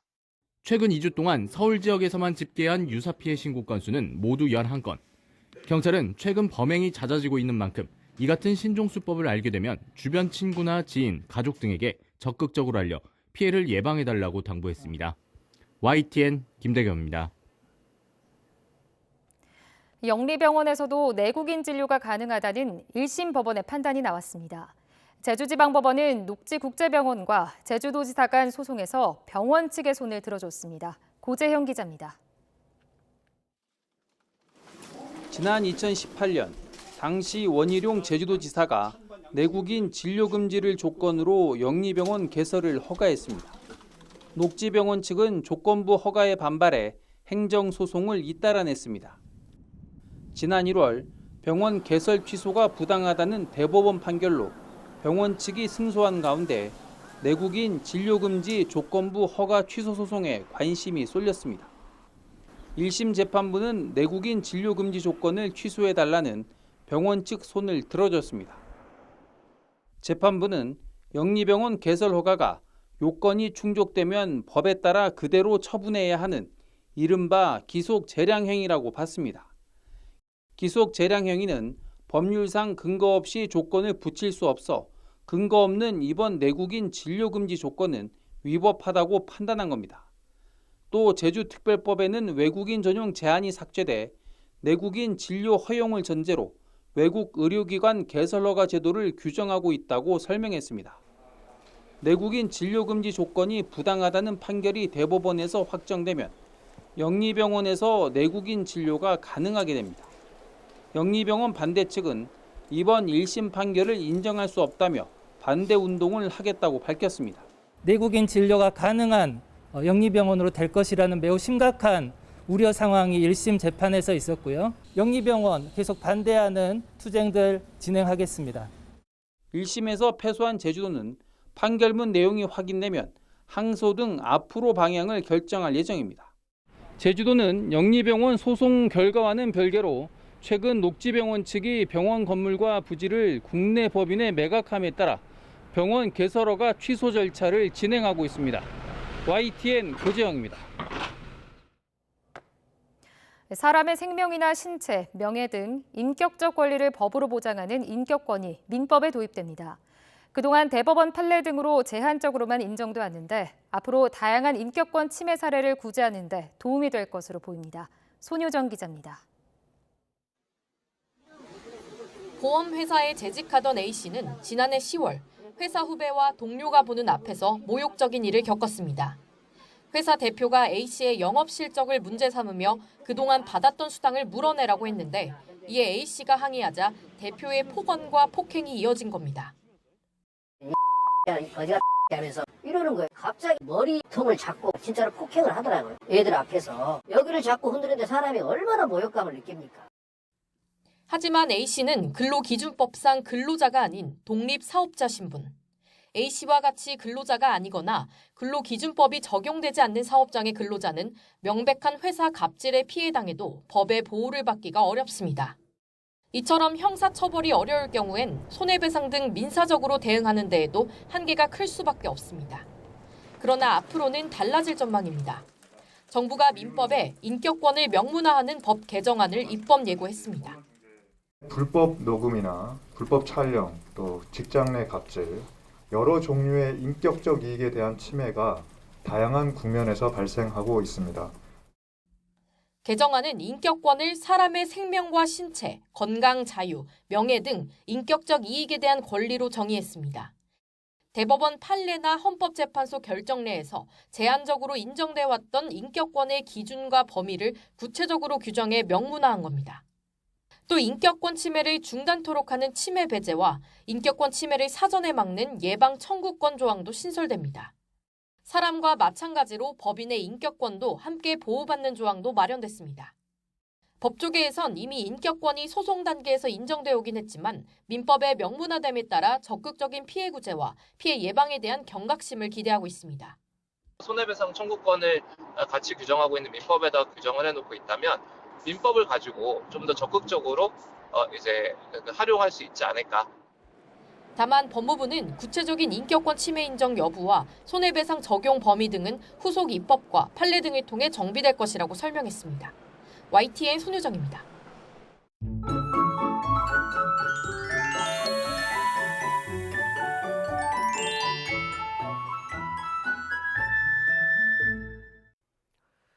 봄 기운이 점점 더 가득해지고 있습니다. 연일 맑고 포근한 완연한 봄 날씨가 이어지고 있는데 내일도 대체로 맑은 하늘이 함께하겠고 한낮에는 서울 기온이 16도까지 오르는 등 오늘과 비슷해 포근하겠습니다. 다만 계속해서 일교차가 10도 안팎으로 크게 벌어집니다. 이 점 염두에 두고 옷차림하시기 바랍니다. 또 곳곳에 건조주의보가 발효 중인 가운데 대기가 더욱 메마르겠습니다. 특히 산불 위기 경보도 경계 단계까지 올라 있는 만큼 산불 등 화재 예방에 더욱 신경 써주시기 바랍니다. 내일 공기는 대부분 깨끗하겠지만 수도권과 충청에는 미세먼지 농도가 나쁨 수준까지 오르는 곳이 있겠습니다. 내일 아침 기온 오늘보다 1도에서 3도가량 높겠습니다. 서울 7도, 대전 5도, 광주 6도, 부산 10도로 예상됩니다. 낮 기온은 오늘과 비슷하거나 조금 높겠습니다. 서울 16도, 대전 20도, 광주 20도, 부산 19도로 예상됩니다. 모레는 일부 중서부와 호남을 중심으로 단비가 내리겠고 주 후반에는 날이 더 따뜻해질 전망입니다. 날씨 정보였습니다. YTN 뉴스나이트 마치겠습니다. 시청해주신 여러분 고맙습니다.